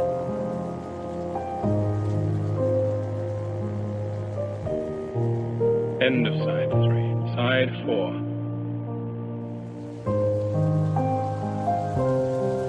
Carry Her Over the Water by W.H. Owen. Carry her over the water and set her down under the tree, where the culvers white all day and all night, and the winds from every quarter sing agreeably, agreeably, agreeably of love. Put a gold ring on her finger and press her close to your heart, while the fish in the lake their snapshots take, and the frog, that sanguine singer, sings agreeably, agreeably, agreeably of love. The streets shall all flock to your marriage. The houses turn round to look. The tables and chairs say suitable prayers. And the horses drawing your carriage sing agreeably, agreeably, agreeably of love. Winter Remembered by John Crowe Ransom. Two evils, monstrous either one apart, possessed me and were long and loath at going. A cry of absence, absence in the heart, and in the wood the furious winter blowing. Think not when fire was bright upon my bricks, and past the tight boards hardly a wind could enter, I glowed like them, the simple burning sticks, far from my cause, my proper heat and centre. Better to walk forth in the frozen air, and wash my wound in the snows, that would be healing, because my heart would throb less painful there, being caked with cold, and past the smart of feeling. And where I walked, the murderous winter blast would have this body bowed, these eyeballs streaming, and though I think this heart's blood froze not fast, it ran too small to spare one drop from dreaming. Dear love, these fingers that had known your touch, and tied our separate forces first together, were 10 poor idiot fingers, not worth much. 10 frozen parsnips hanging in the weather. Dulce et Decorum Est by Wilfred Owen. Bent double, like old beggars under sacks, knock-kneed, coughing like hags, we cursed through sludge, till on the haunting flares we turned our backs, and towards our distant rest began to trudge. Men marched asleep. Many had lost their boots, but limped on bloodshot. All went lame, all blind, drunk with fatigue, deaf even to the hoots of gas shells dropping softly behind. Gas, gas, quick boys! An ecstasy of fumbling, fitting the clumsy helmets just in time. But someone still was yelling out and stumbling and floundering like a man in fire or lime. Dim through the misty panes and thick green light, as under a green sea, I saw him drowning. In all my dreams, before my helpless sight, he plunges at me, guttering, choking, drowning. If in some smothering dreams you too could pace behind the wagon that we flung him in, and watch the white eyes writhing in his face, his hanging face like a devil sick of sin. If you could hear at every jolt the blood come gargling from the froth-corrupted lungs, obscene as cancer, bitter as the cud of vile, incurable sores on innocent tongues. My friend, you would not tell with such high zest to children ardent for some desperate glory the old lie, dulce et decorum est, pro patria mori. Let me not to the marriage of true minds by William Shakespeare. Let me not to the marriage of true minds admit impediments. Love is not love which alters when it alteration finds, or bends with the remover to remove. Oh no, it is an ever-fixed mark that looks on tempests and is never shaken. It is a star to every wandering bark, whose worth's unknown, although his height be taken. Love's not time's fool, though rosy lips and cheeks within his bending sickle's compass come. Love alters not with his brief hours and weeks, but bears it out even to the edge of doom. If this be error, and upon me proved, I never writ, nor no man ever loved. Bells for John Whiteside's Daughter by John Crowe Ransom. There was such speed in her little body, and such lightness in her footfall. It is no wonder her brown study astonishes us all. Her woes were bruited in our high window. We looked among orchard trees and beyond, where she took arms against her shadow, or harried unto the pond the lazy geese, like a snow cloud dripping their snow on the green grass, tricking and stopping, sleepy and proud, who cried in goose, alas, for the tireless heart within the little lady with rod that made them rise from their noon apple dreams and scuttle goose fashion under the skies. But now go the bells and we are ready. In one house we are sternly stopped, to say we are vexed at her brown study, lying so primly propped. Journey of the Magi by T.S. Eliot. A cold coming we had of it, just the worst time of the year for a journey, and such a long journey, the ways deep and the weather sharp, the very dead of winter, and the camels galled, sore-footed, refractory, lying down in the melting snow. There were times we regretted the summer palaces on slopes, the terraces, and the silken girls bringing sherbet. Then the camel-men cursing and grumbling and running away, and wanting their liquor and women, and the night fires going out, and the lack of shelters, and the cities hostile, and the towns unfriendly, and the villages dirty and charging high prices. A hard time we had of it. At the end we preferred to travel all night, sleeping in snatches, with the voices singing in our ears, saying that this was all folly. Then at dawn we came down to a temperate valley, wet below the snow line, smelling of vegetation, with a running stream and a watermill beating the darkness, and 3 trees on the low sky. and an old white horse galloped away in the meadow. Then we came to a tavern with vine leaves over the lintel, 6 hands at an open door dicing for pieces of silver, and feet kicking the empty wineskins. But there was no information, so we continued and arrived at evening, not a moment too soon finding the place.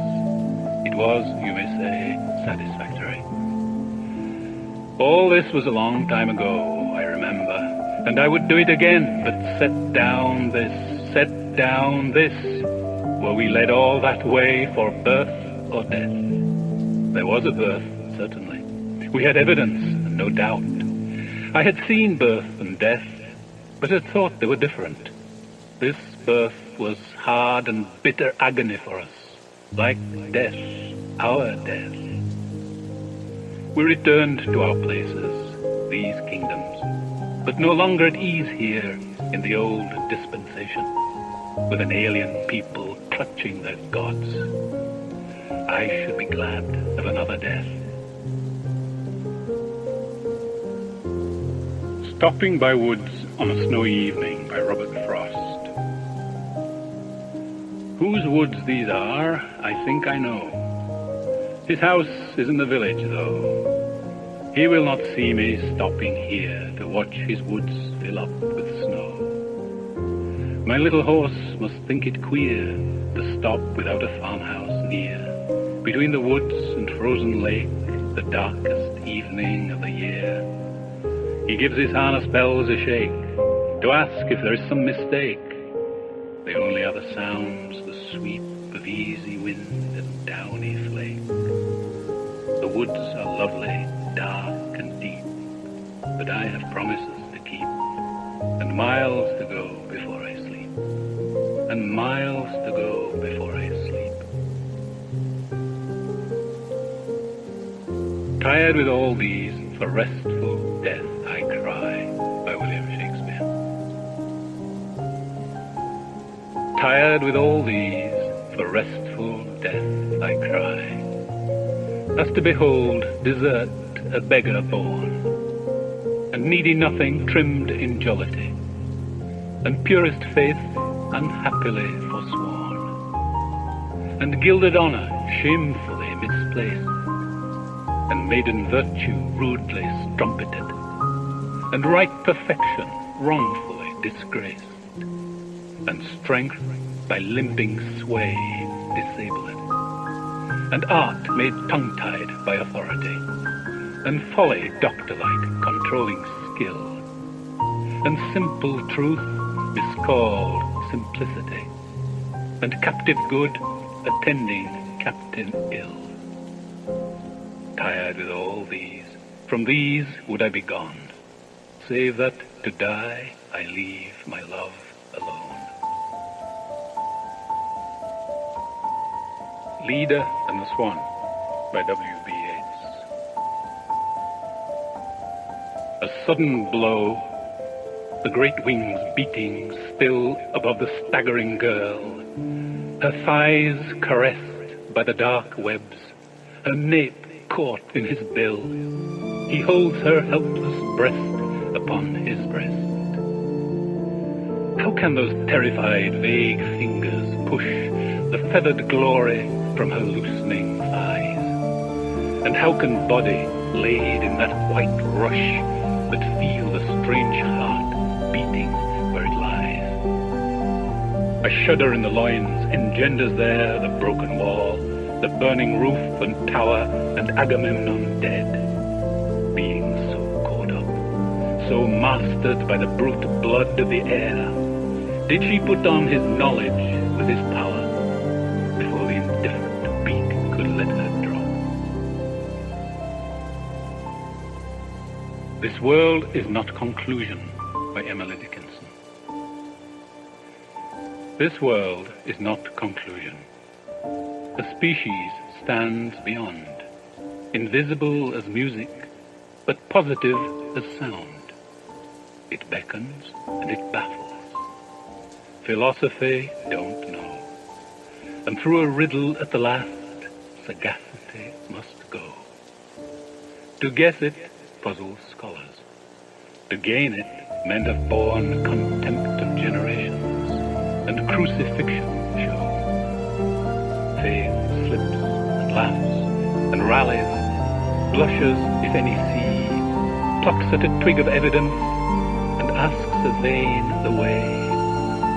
Much gesture from the pulpit, strong hallelujahs roll.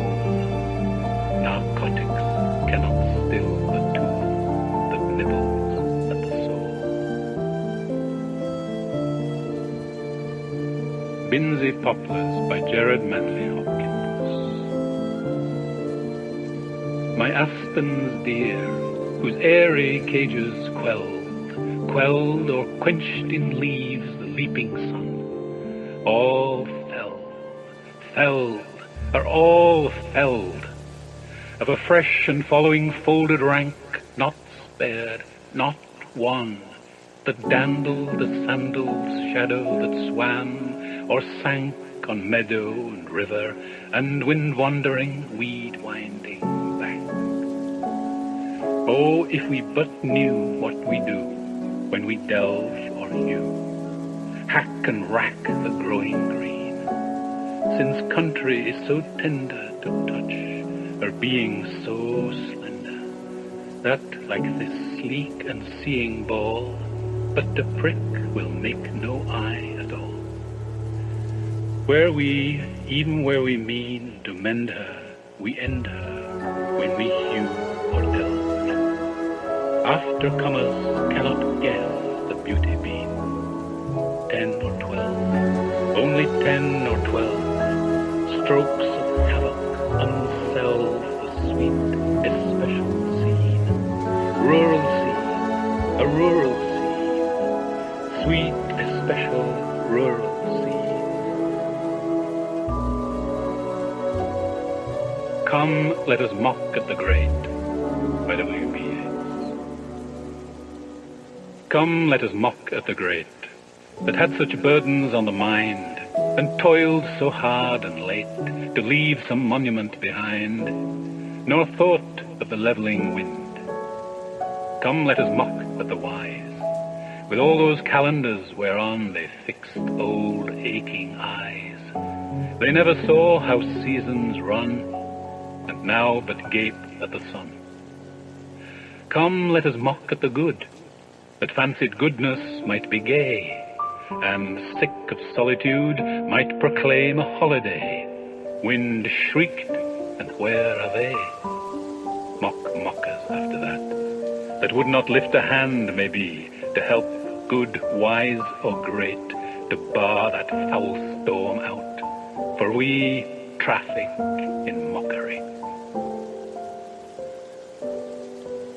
The Simplon Pass by William Wordsworth. Brook and road were fellow travellers in this gloomy pass, and with them did we journey several hours at a slow step, the immeasurable height of woods decaying, never to be decayed, the stationary blasts of waterfalls, and in the narrow rent at every turn, winds thwarting winds bewildered and forlorn, the torrent shooting from the clear blue sky, the rocks that muttered close upon our ears, black drizzling crags that spake by the wayside as if a voice were in them, the sick sight and giddy prospect of the raving stream, the unfettered clouds and region of the heavens, tumult and peace, the darkness and the light, were all like workings of one mind, the features of the same face, blossoms upon one tree, characters of a great apocalypse, the types and symbols of eternity, of first and last and midst and without end. The Darkling Thrush by Thomas Hardy. I leant upon a coppice gate when frost was spectre grey, and winter's dregs made desolate the weakening eye of day. The tangled vine stems scored the sky like strings of broken lyres, and all mankind that haunted nigh had sought their household fires. The land's sharp features seemed to be the century's corpse outleant, his crypt the cloudy canopy, the wind his death lament. The ancient pulse of germ and birth was shrunken, hard and dry, and every spirit upon earth seemed fervorless as I. At once a voice arose among the bleak twigs overhead, in full-hearted evensong of joy illimited. An aged thrush, frail, gaunt and small, in blast beruffled plume, had chosen thus to fling his soul upon the growing gloom. So little cause for carolings of such ecstatic sound was written on terrestrial things afar or nigh around, that I could think there trembled through his happy good-night air some blessed hope, whereof he knew, and I was unaware. My Love is as a Fever, by William Shakespeare. My love is as a fever, longing still for that which longer nurses the disease, feeding on that which doth preserve the ill, the uncertain, sickly appetite to please. My reason, the physician to my love, angry that his prescriptions are not kept, hath left me, and I desperate now approve desire is death, which physic did accept. Past cure I am, now reason is past care, and frantic mad with evermore unrest. My thoughts and my discourse as madmen's are, at random from the truth vainly expressed. For I have sworn thee fair, and thought thee bright, who art as black as hell, as dark as night. Roger Casement by W.B. Yeats. I say that Roger Casement did what he had to do. He died upon the gallows, but that is nothing new. Afraid they might be beaten before the bench of time, they turned a trick by forgery and blackened his good name. A perjurer stood ready to prove their forgery true. They gave it out to all the world, and that is something new. For Spring Rice had to whisper it, being their ambassador, and then the speakers got it, and writers by the score. Come Tom and Dick, come all the troop that cried it far and wide. Come from the forger and his desk, desert the perjurer's side. Come speak your bit in public, that some amends be made to this most gallant gentleman that is in quicklime laid. A slumber did my spirit seal, by William Wordsworth. A slumber did my spirit seal. I had no human fears. She seemed a thing that could not feel the touch of earthly years. No motion has she now, no force. She neither hears nor sees. Rolled around in earth's diurnal course, with rocks and stones and trees. Not mine own fears are the prophetic soul, by William Shakespeare. Not mine own fears, nor the prophetic soul of the wide world dreaming of things to come, can yet the leases of my true love control, supposed as forfeit to a confined doom. The mortal moon hath her eclipse endured, and the sad augurs mock their own presage. Incertainties now crown themselves assured, and peace proclaims olives of endless age. Now, with the drops of this most balmy time, my love looks fresh, and death to me subscribes, since, spite of him, I live in this poor rhyme, while he insults o'er dull and speechless tribes. And thou in this shalt find thy monument, when tyrants' crests and tombs of brass are spent. Song by John Donne. Go and catch a falling star. Get with child a mandrake root. Tell me where all past years are, or who cleft the devil's foot. Teach me to hear mermaids singing, or to keep off envy's stinging, and find what wind serves to advance an honest mind. If thou beest born to strange sights, things invisible to see, ride 10,000 days and nights, till age snow white hairs on thee. Thou, when thou returnest, wilt tell me all strange wonders that befell thee, and swear nowhere lives a woman true and fair. If thou find'st one, let me know, such a pilgrimage was sweet. Yet do not, I would not go, though at next door we might meet. Though she were true when you met her, and last till you write your letter, yet she will be false ere I come to 2 or 3. A Wind That Rose by Emily Dickinson. A wind that rose, though not a leaf in any forest stirred, but with itself did cold engage beyond the realm of bird. A wind that woke a lone delight, like separation's swell, restored in arctic confidence to the invisible. To Autumn by John Keats.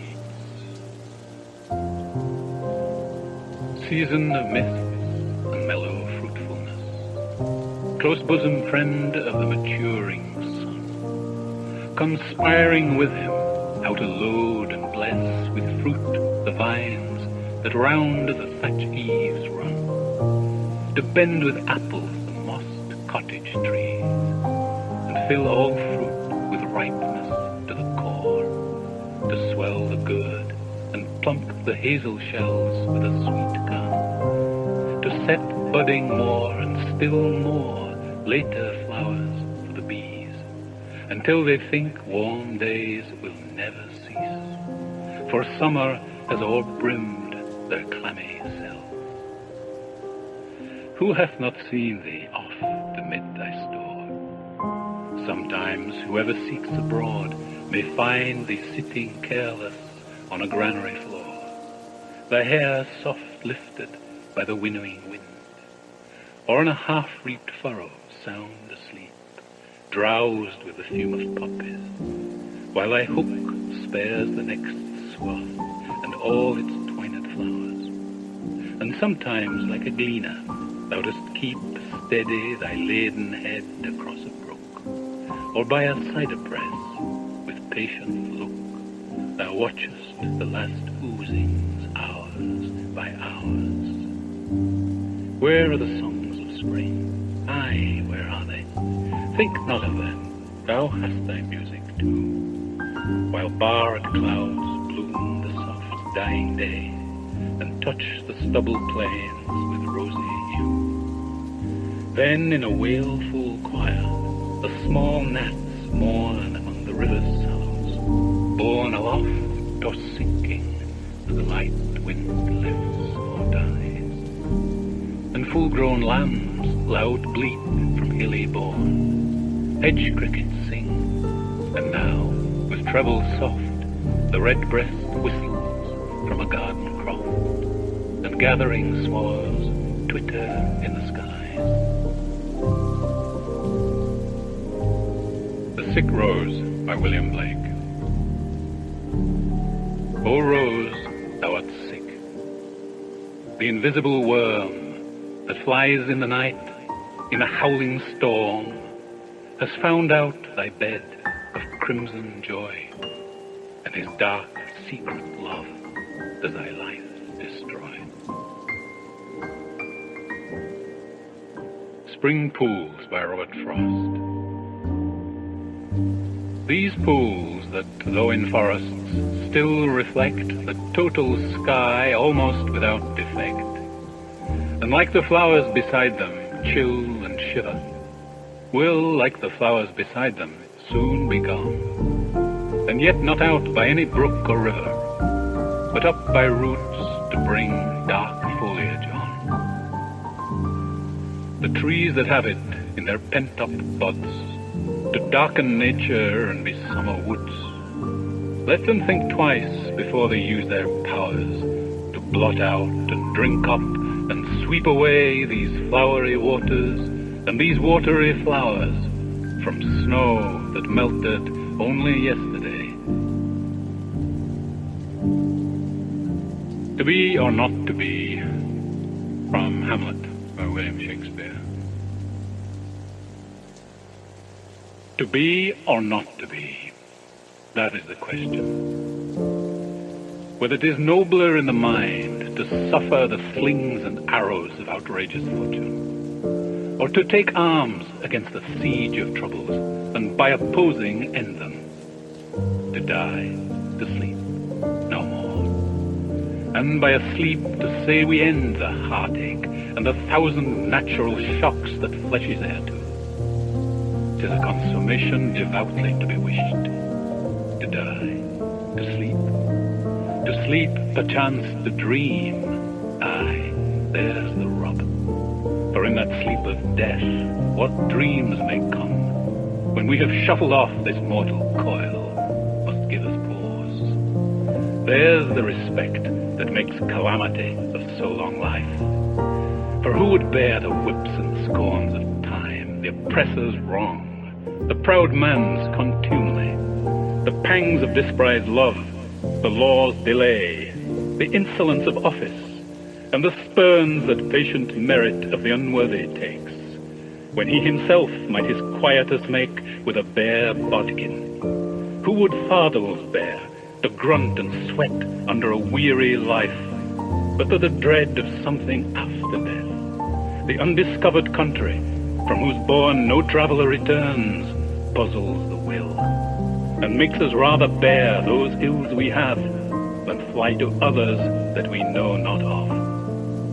Thus conscience does make cowards of us all, and thus the native hue of resolution is sicklied o'er with a pale cast of thought, and enterprises of great pith and moment with this regard the currents turn awry and lose the name of action. Mr. Apollinax by T.S. Eliot.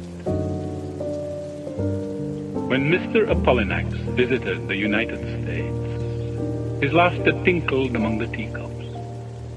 I thought of Fragilion, that shy figure among the birch trees, and of Priapus in the shrubbery, gaping at the lady in the swing.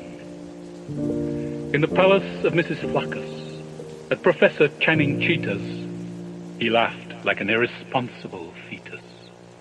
His laughter was submarine and profound, like the old man of the seas, hidden under coral islands, where worried bodies of drowned men drift down in the green silence, dropping from fingers of surf.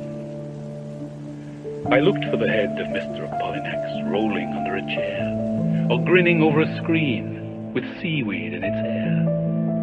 I heard the beat of centaur's hoofs over the hard turf, as his dry and passionate talk devoured the afternoon.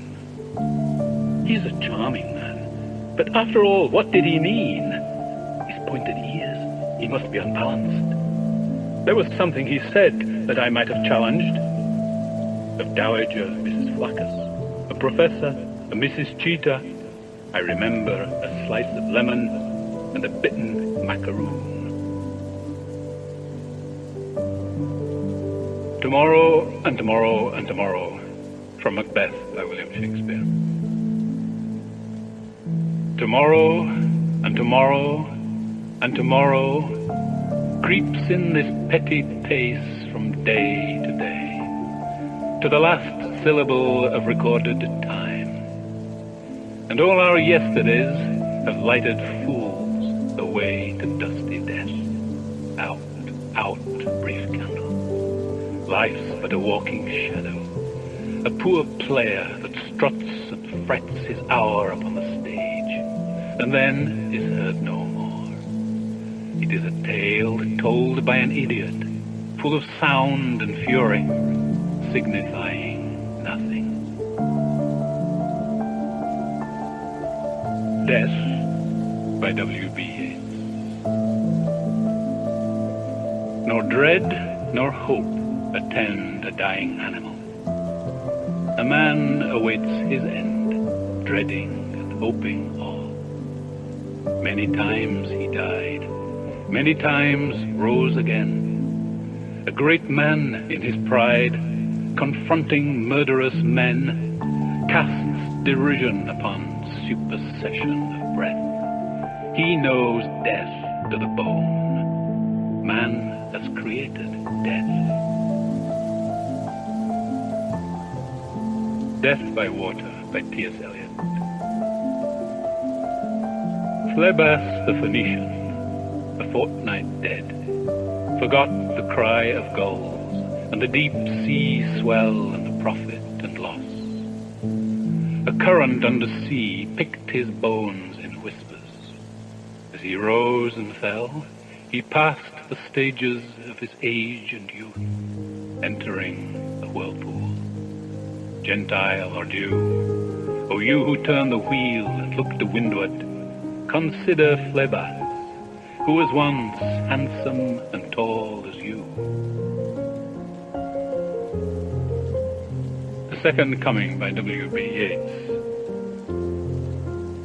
Turning and turning in the widening gyre, the falcon cannot hear the falconer. Things fall apart. The center cannot hold. Mere anarchy is loosed upon the world. The blood-dimmed tide is loosed, and everywhere the ceremony of innocence is drowned. The best lack all conviction, while the worst are full of passionate intensity.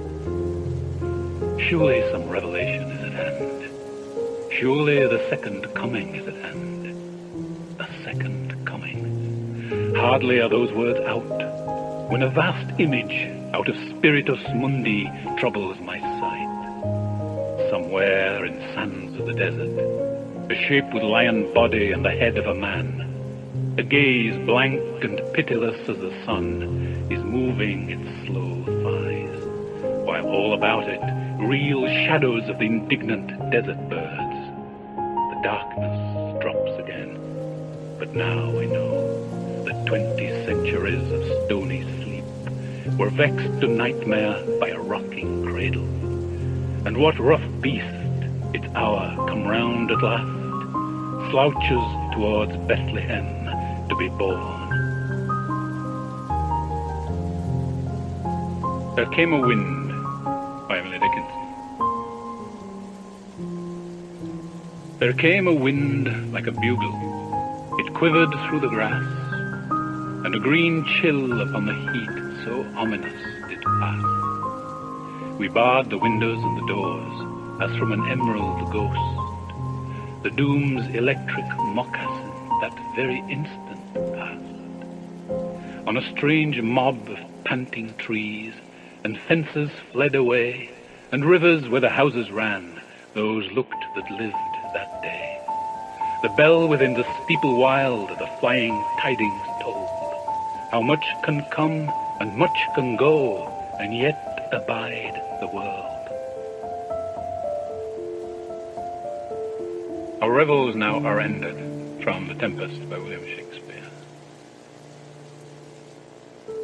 Our revels now are ended. These our actors, as I foretold you, were all spirits, and are melted into air, into thin air.